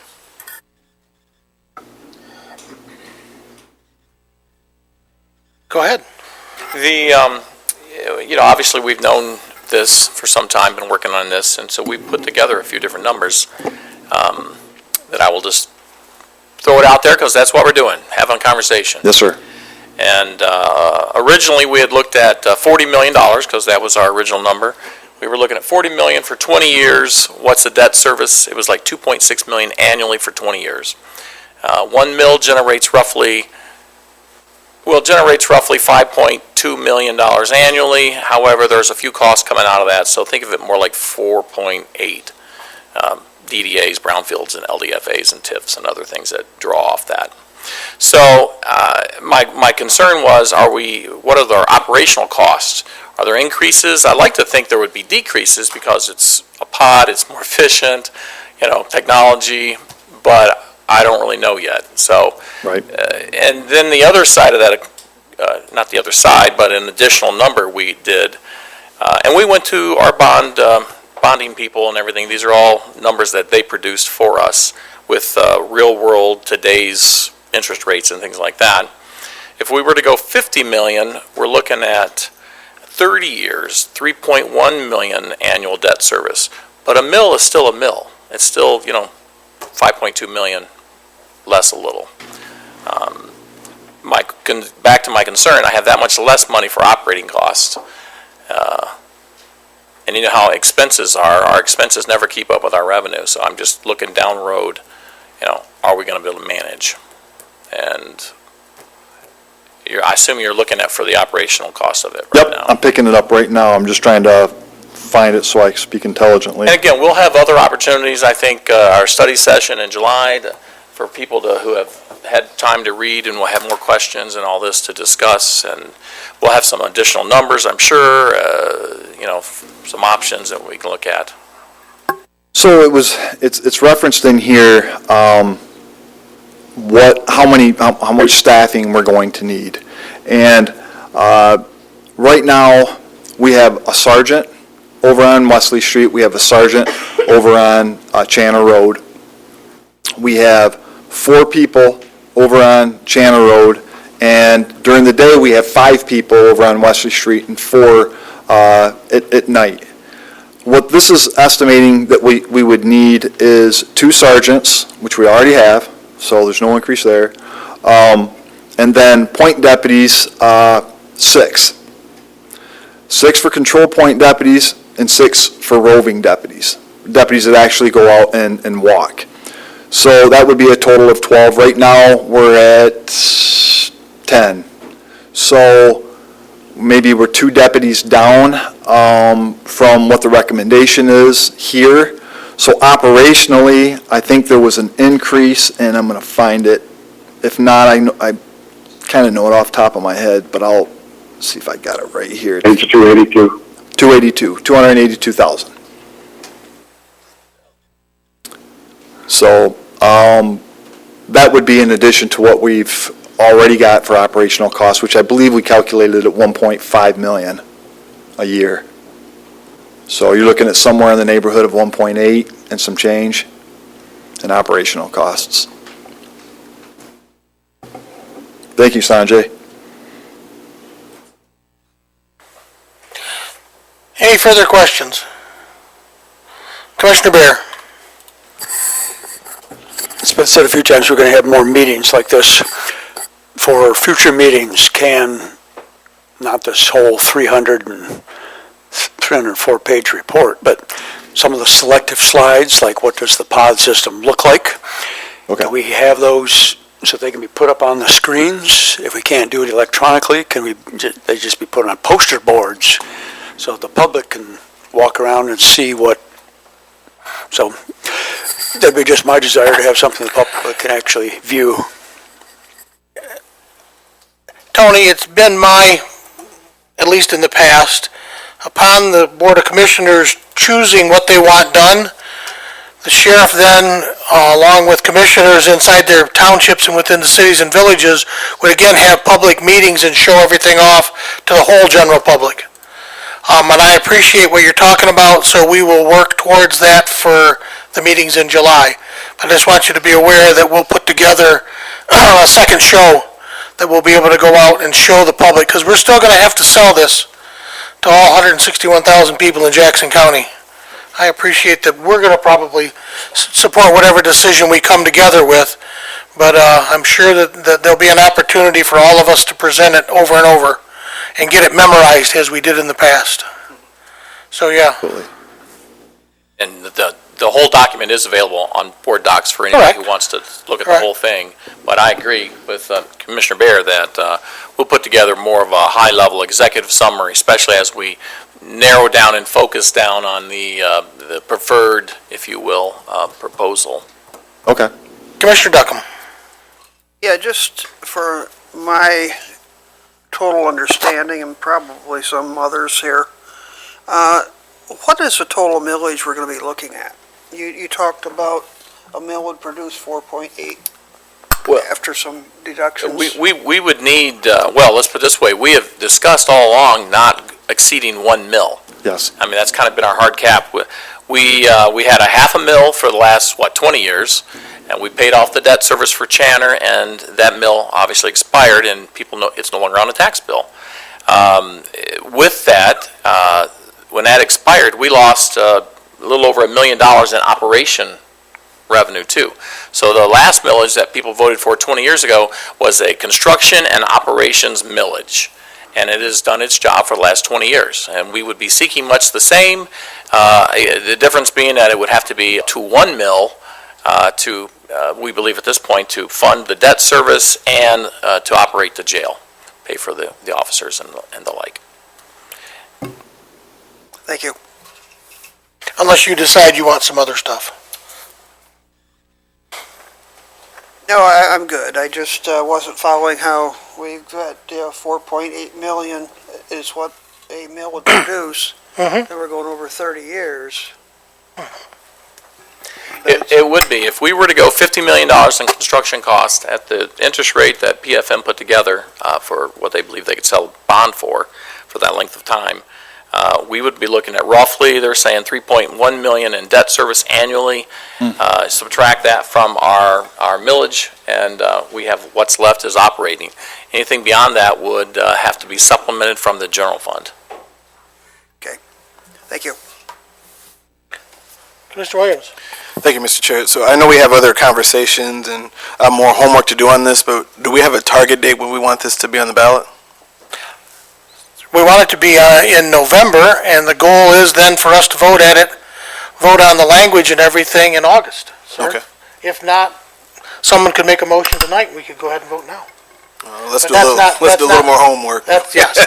But no, my point is that we have meetings between now and then, and if we could do it before August, that would be very helpful to all of us who need to go out and communicate this with the public, because that would give us an additional 30 days to share. So we'll be looking at, coming forward with language as commissioners become comfortable with what they want to vote on.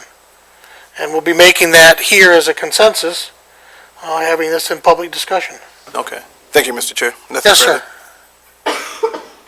I'm going to ask one question that it's been asked of me repeatedly by different people who work for state corrections. There's a mothballed facility out there. Have we approached the State of Michigan Department of Corrections with a 25-year lease, or operationally is there an opportunity for us to use any facilities that are on the Department of Corrections property for us? It's been shared with me that there is not, but I'd like to hear from you. Yes, sir.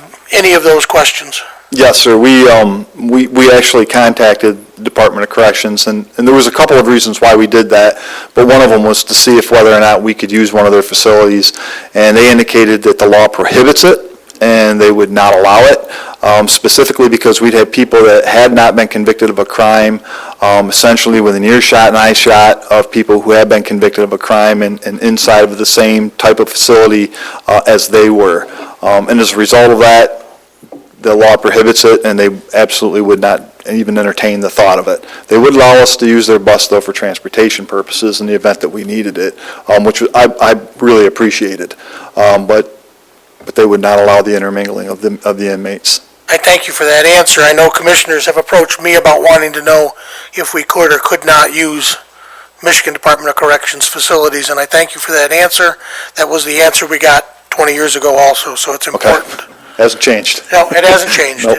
Yeah, but I just wanted to make sure, again, like I said, Okay. that we've lifted and looked under every rock possible to find the most efficient and administratively safe way for us to house inmates that are involved with our sheriff's department.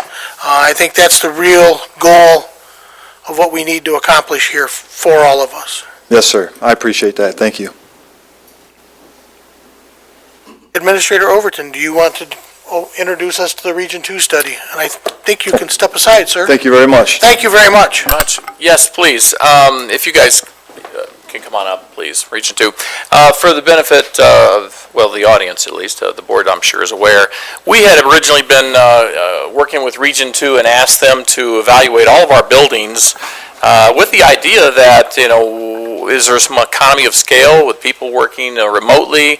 Is there some way perhaps we could consolidate, have a smaller footprint, if you will, maybe have one less building potentially, those kind of things. And we were working towards that goal when the whole jail proposal came up last fall, we were discussing. And we kind of switched gears, to be frank. We said, okay, the jail's going to be a priority. We need to, because the November ballot is coming. We have to be prepared. We have to have ballot language approved by August. I don't remember the date in August. Do you know? The date, some date in August. What? August 16th by 4 p.m. August 16th by 4 p.m. That is the drop dead date. We have to have a ballot language approved. This board would have to have made a decision. So we asked Region 2 to switch it up a little and start focusing on the jail, with the idea that when we finish with the jail, we would go back to our buildings and take a hard look. And I know this is Doug Terry. He is a retired city manager of some renown, I might add. Oh, yeah, I'm not going anywhere. But, he has been the lead with Region 2 on this, has done the document that you have before you tonight, and will also be the lead on the broader study of our buildings. And I know he's been working in parallel, but the jail has taken up the bulk of his time. With that, I introduce Doug. Yes. Thank you, Mr. Overton. Mr. Chairman and Board of Commissioners, thank you for giving Region 2 and myself the opportunity to address your honorable body tonight. More than being a retired city manager recently, I'm a Concord Township resident and taxpayer, and middle-aged, fixed income, moving toward that. So I looked at, of course, the bonding numbers that were provided by bonding counsel. And I do want to make a clarification. In our report, we had stated that our taxable value was around $5 billion, or would generate about $5 million for a 1 mil increase. The one thing I want to clarify as being a city manager is that there's always a municipal tax capture. We have DDAs out there, we have other governmental entities that need to have that money. So it's really more like 4.8 that it would generate. So I wanted to make that clarification. Just a couple things I wanted to point out is that I took my tax bill. I live in Concord Township, right on Albion Road. My wife Anita is a registered nurse. Doug, if you could really try to focus on that mic. Okay, I'm sorry. So the folks watching from home. I'm sorry. So we're moving toward retirement. She's an RN. She works for the Jackson ISD. She teaches nursing. And so what can we afford? So I took my tax bill out and what we pay. And right now, we pay $2,800 a year in property taxes.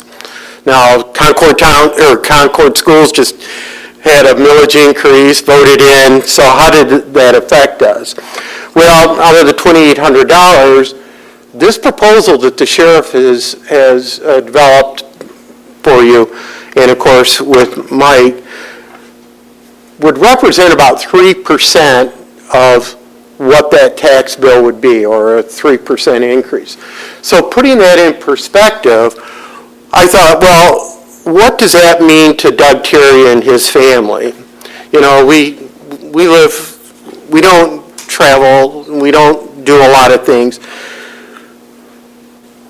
But I thought our tax bill would be about $82 a year for this project. And I was thinking to myself, well, gosh, you know, we have a daughter and her family that live, and grandkids that live on South Parma Road, another daughter that lives in Concord.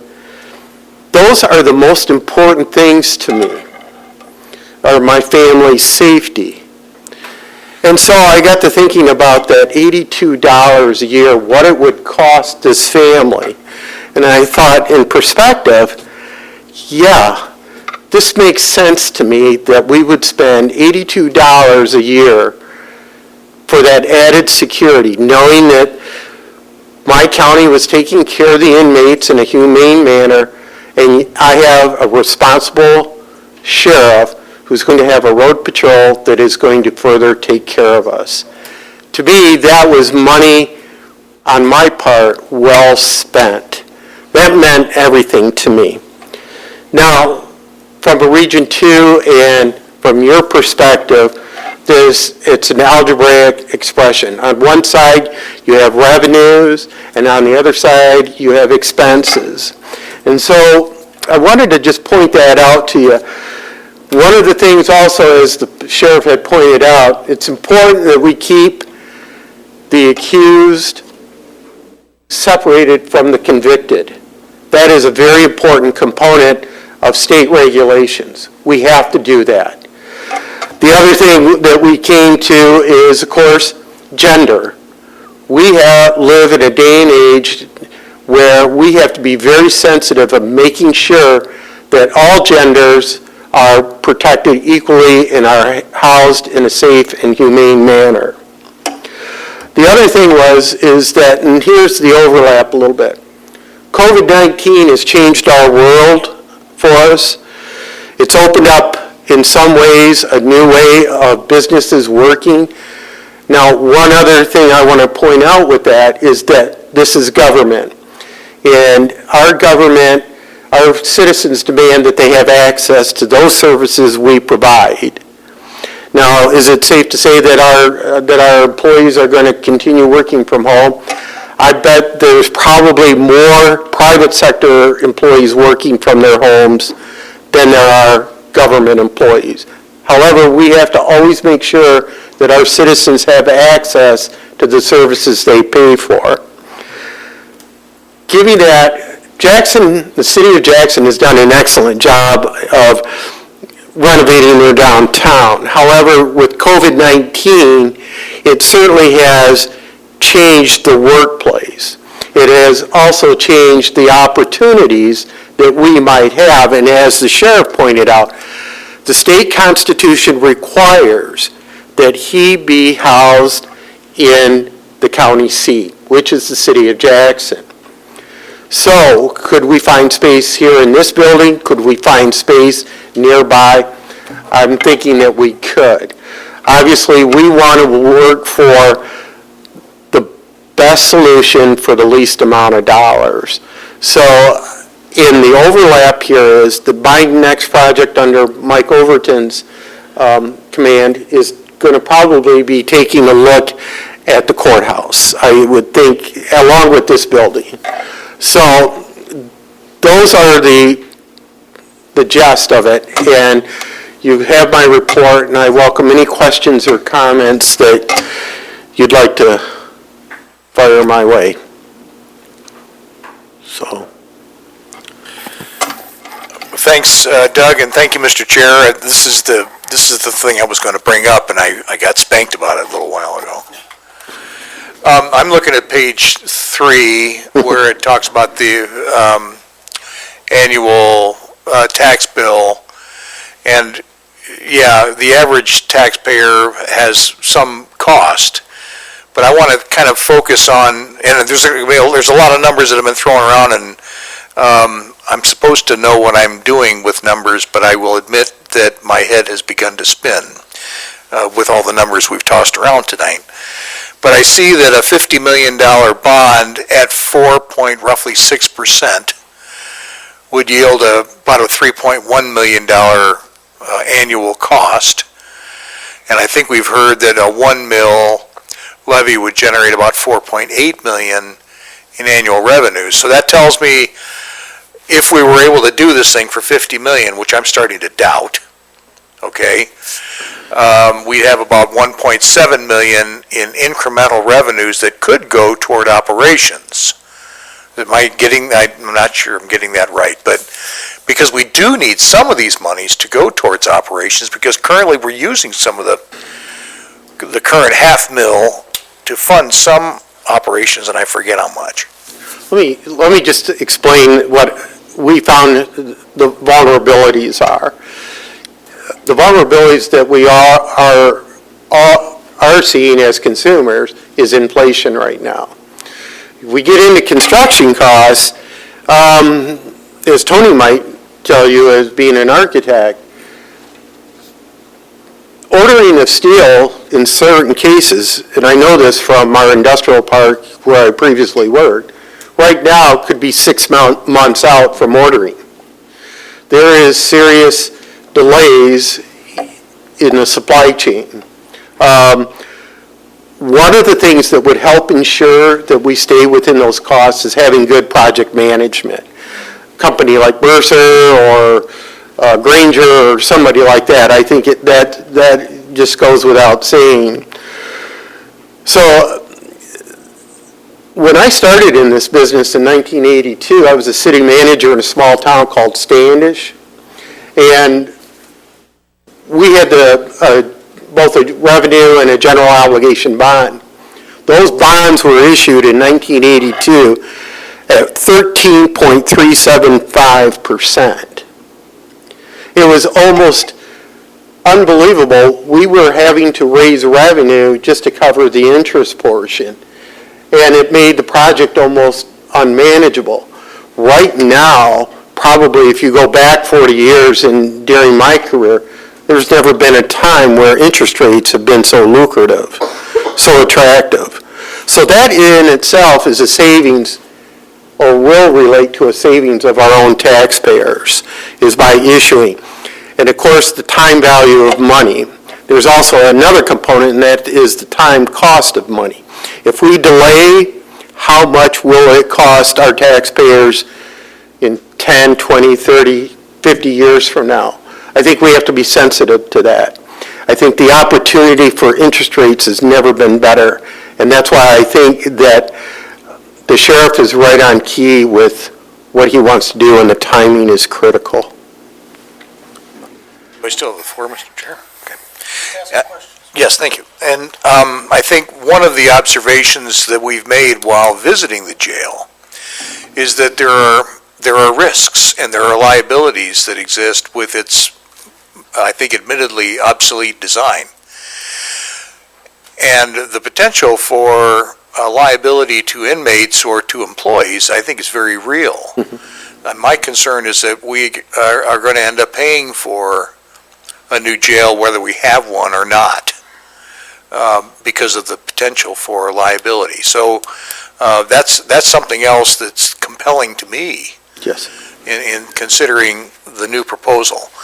I don't know that I kind of got an answer to my $1.7 million operational cost question. I guess that's more of an administration sort of thing. Your math's right. Huh? Your math's right. Yeah, okay.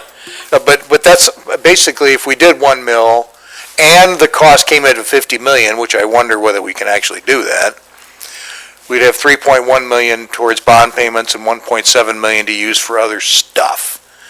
And the report that we just saw kind of assumes a rather substantial increase in operating costs of the jail. We got to kind of chew through those a little bit more, as I think the sheriff noted. At the end of the day, the bids, the final bids, and project completion will tell the number of what operations probably will be, because the actual cost of construction will determine, because we have to make those bond payments. We just do. That, anything left over from that is what operations will be. Okay, so, yes, but if not enough is left over for operations, then we find ourselves in the embarrassing spot of having passed a millage, the good citizens having voted for it on reliance upon us knowing that we knew what we were doing, and we find we haven't got enough money to run the thing, or find ourselves compromising some other county service to make sure the jail actually runs the way it should. That's why I want to make sure before we vote to put the thing on the ballot that we understand with wide open eyes the ultimate costs and not only of construction but also of operations that we need to fund. Yeah, I agree. There are, again, supply chain issues. We're still looking at fuel. Diesel fuel is a major component of any construction cost. That has also thrown an unknown variable cost into this project. So contractors are complaining about that right now. You know, it's eating at their profit margins. If I may chime in. We will have a good handle number for operations. I mean, that is something we can determine. We are in negotiations with law enforcement right now. We should hopefully have those contracts resolved sometime soon. And so we'll have a good handle on what those costs are, just a matter of how many employees we're going to have. I think the real variables are the construction costs, you know, and whether we can get it done for 1 mil. It may very well be that at the end of the day we can't. And then we have some hard decisions to make. Are we doing something less that doesn't quite meet our needs, or are we going to ask for more money? Are we going to, are we going to subsidize it with general fund going into it? I mean, what are we going to do? Those are things that we'll all have to decide. And again, under the direction of Mr. Overton, one of the things that it should be a concern to all the commissioners, and I know it is to me as a citizen and taxpayers, what about the other county buildings and the services that they provide? That is also in the back of my mind, because we are going to have to explore looking at the courthouse. We're going to have to look at this building, the front of the court. All of the facilities that we own, those are going to have to be looked at. And we ask ourselves, well, is this going to affect the operations of the county, because we're taking operational money, general fund money, and putting it toward repair? As you know, things age, buildings deteriorate, roofs leak, mortar work falls off big buildings. We live in Michigan. We have freeze-thaw. So there is a little bit of an overlap. How are we going to address the inmates at the courthouse? Well, how are we going to look at renovating the courthouse to accommodate that? So there's a little bit of overlap with this jail situation that Region 2 is going to look at, and again, under Mr. Overton's direction. So, Bill. Doug, you've projected a 4.599% interest rate on the bond? That's from bond counsel. Okay. Is there any, I don't feel we can be very confident that that's where it's going to be. Yeah, we're trying to correct inflation within our country. I mean... Well, the fortunate thing about Jackson County is, and thanks to you, is that you're good money managers. Standard & Poor's or Moody's are going to rate us when we actually... And I think you're going to be pleasantly surprised that our bond rating is going to give us the most advantageous bond rating there is. There's going to be less risk. And so I think we're going to get probably the best interest rate that any municipality could ever want. Okay. I was just concerned that in November, when we vote for this millage, if we decide to go that way, that this may be an old number that, It could be. We make no guarantees because things change. However, I don't see that much fluctuation for municipal rates. That's correct. Generally, think of municipal rates, we're thinking of what we see daily on the TV and all that rates. When you're looking at a 20 or 30-year bond, they're pricing it out over that time frame. Inflation has never lasted long. It'll get in check. It might take a couple years, but it'll be in check. And so when you're selling a bond, they're looking at long-term, not the fluctuation of the variable today. So if our experts tell us they think it'll be 4.6, 5.1, they're in the ballpark. I'm pretty confident of that. okay. I do want to finish up by saying I have great confidence in our sheriff. I think he's done an excellent job of researching this, and I know that as a taxpayer out in Concord, I'm very appreciative of his due diligence. So, welcome. Any other questions? Okay. Thank you. Thank you. Will do. Thank you.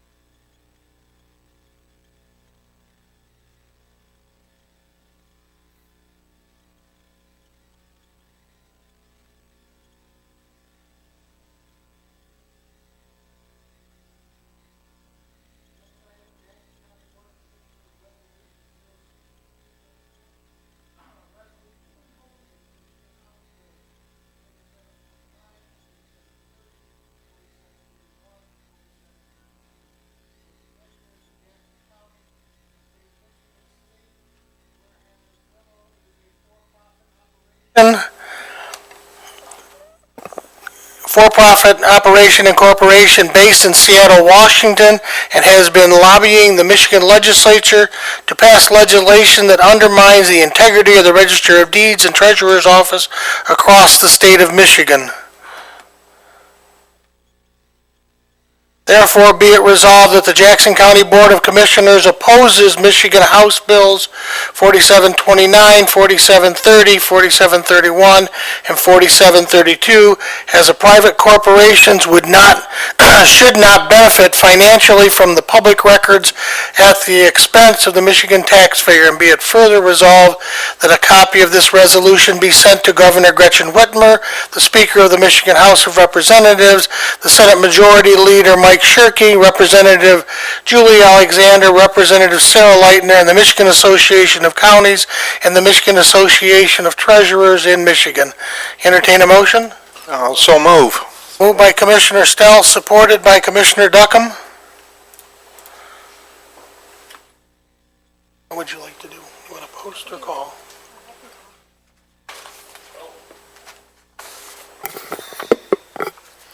Commissioner Walls. Commissioner Kennedy. Yes. Commissioner Duckham. Yes. Commissioner Pileski. Yes. Commissioner Alexander. Yes. Commissioner Williams. Yes.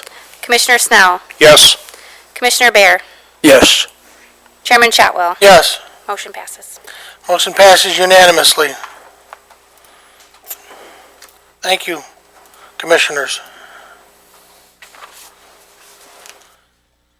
We've arrived at the second opportunity for public comment. Each individual will state their name and have 2 minutes to address the Board of Commissioners. You may only address the board once under this public comment opportunity. You may not yield your time to others. The board members will not debate, nor will they answer questions at this time. This is the opportunity for public comment a second time.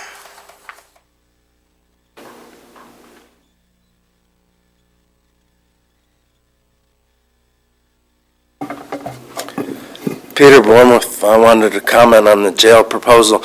Mike, I'm glad you brought up the possibility of using some of what we might have in terms of surplus space in other county buildings. I think that would be an excellent way to go about it and not have to build another structure on Wesley Street. The cost for demolition is $1 million. That is an exceptional price for that facility. I thought that was a very good number.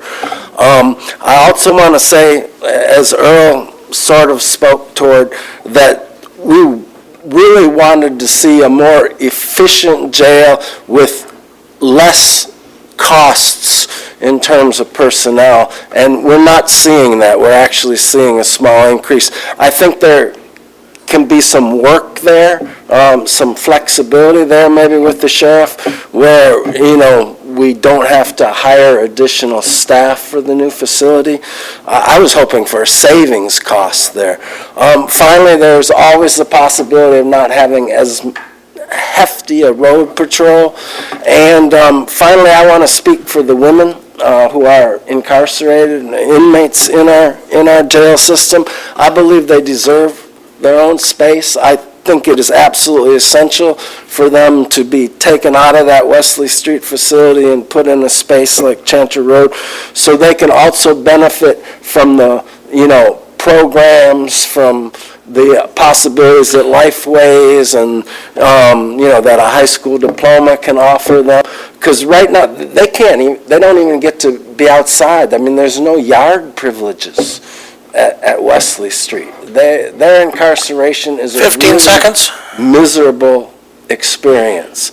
I mean, maybe people want to make it that way, but it's really rough on the ladies right now.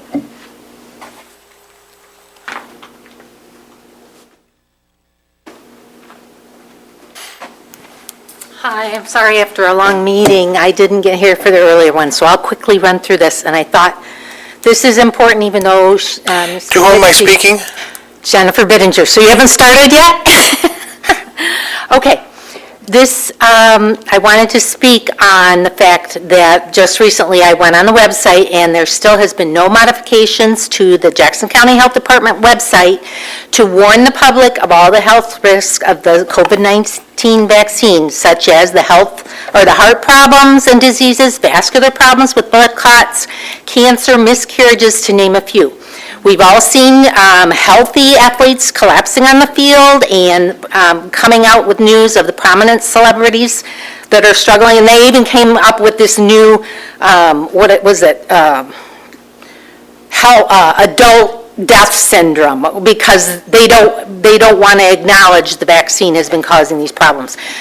So now, with our current federal administration pushing to inject our young children with this harmful vaccination, I must insist that our health department make stronger efforts to inform parents and citizens of the truth. Like I said, I went on the website, I had to go level after level after level. It only talks about possible allergic reactions. It does not give the true consequences of this horrible vaccine. The truth is that children rarely suffer from this virus, and as much as they try to cover it up, we learn of many deaths and disabilities caused by this vaccination. And just to remind everyone, the CDC-approved vaccine for emergency use authorization is not the one they are experimenting on the public and causing great harms. That's why they're getting away with all this. And it used to be that if there was over 50 negative reactions to a vaccine, it was stopped. Please help stand up against this wicked corruption and inform the people. Thank you so much.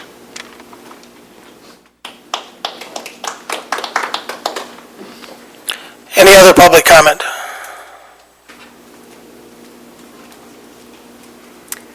Sue McCrellis, I live in Summit Township.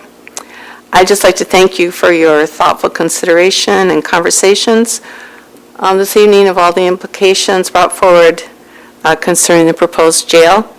I've attended 2 presentations given by Sheriff Schutte. I've toured the Wesley Street Jail. To keep it brief, the current jail is a place where I would not want someone for whom I care incarcerated or employed. I encourage the board to add the necessary language concerning the needed millage to the November ballot. Thank you.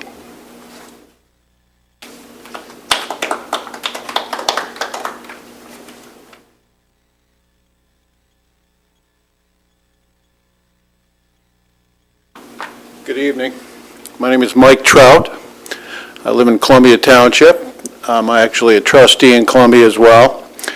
First wanted to thank Commissioner Duckham for the updates that he gives our township board on our monthly meetings. Second thing I wanted to do was show my appreciation for the airport board and their support of the airport. In my day job, that's what I do. And so you've got one of the best airport managers in the state in Juan Zapata, and I appreciate your support of him. The real reason I'm up here is that I think it's been mentioned, the road issue is a big deal. I've waited 2 months to have some craters filled in front of my house. I was going to come here tonight and complain about it. They were fixed when I came home this evening. But besides the fact, we all are in the same boat. I mean, I work for MDOT. I am part of a group that does the Adopt a Highway program. I'd like the county to maybe consider and adopt a road program where locals can get involved in their local road programs, maybe even take on more than just picking up litter. But it's an idea that, you know, we've got to come up with some innovative solutions here. And it's something that could be done, and I think it could be implemented pretty easily. So thanks for your time.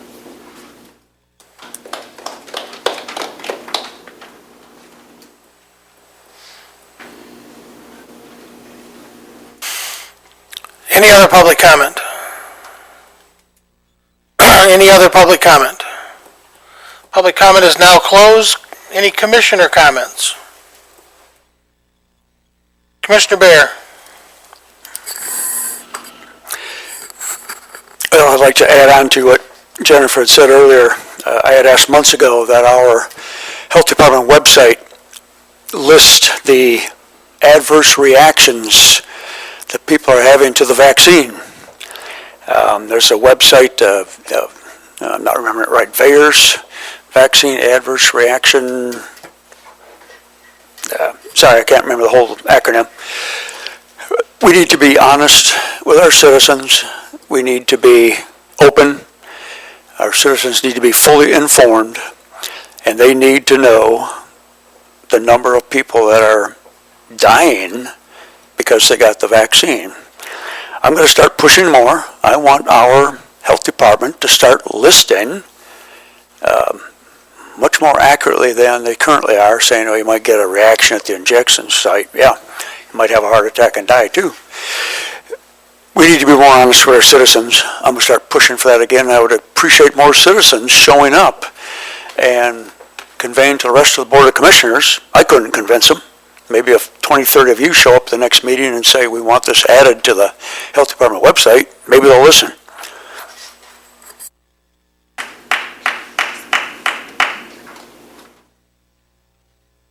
Any other commissioners? Commissioner Kennedy. I'd like to thank Sheriff Schutte as well as Region 2 for giving an informative presentation. There's no doubt we need to address the situation. How and how much is the only question, and we'll get into that next month.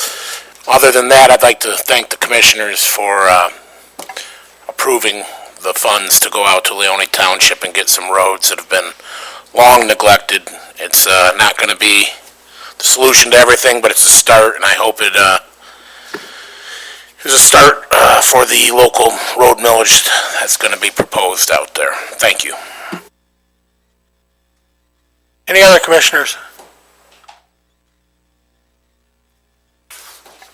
Seeing none, entertain a motion to go into closed session in accordance with MCL 15.268C. A collective bargaining agreement negotiation will be discussed, and in accordance with MCL 15.268A, a personnel matter will be discussed at the request of the employee.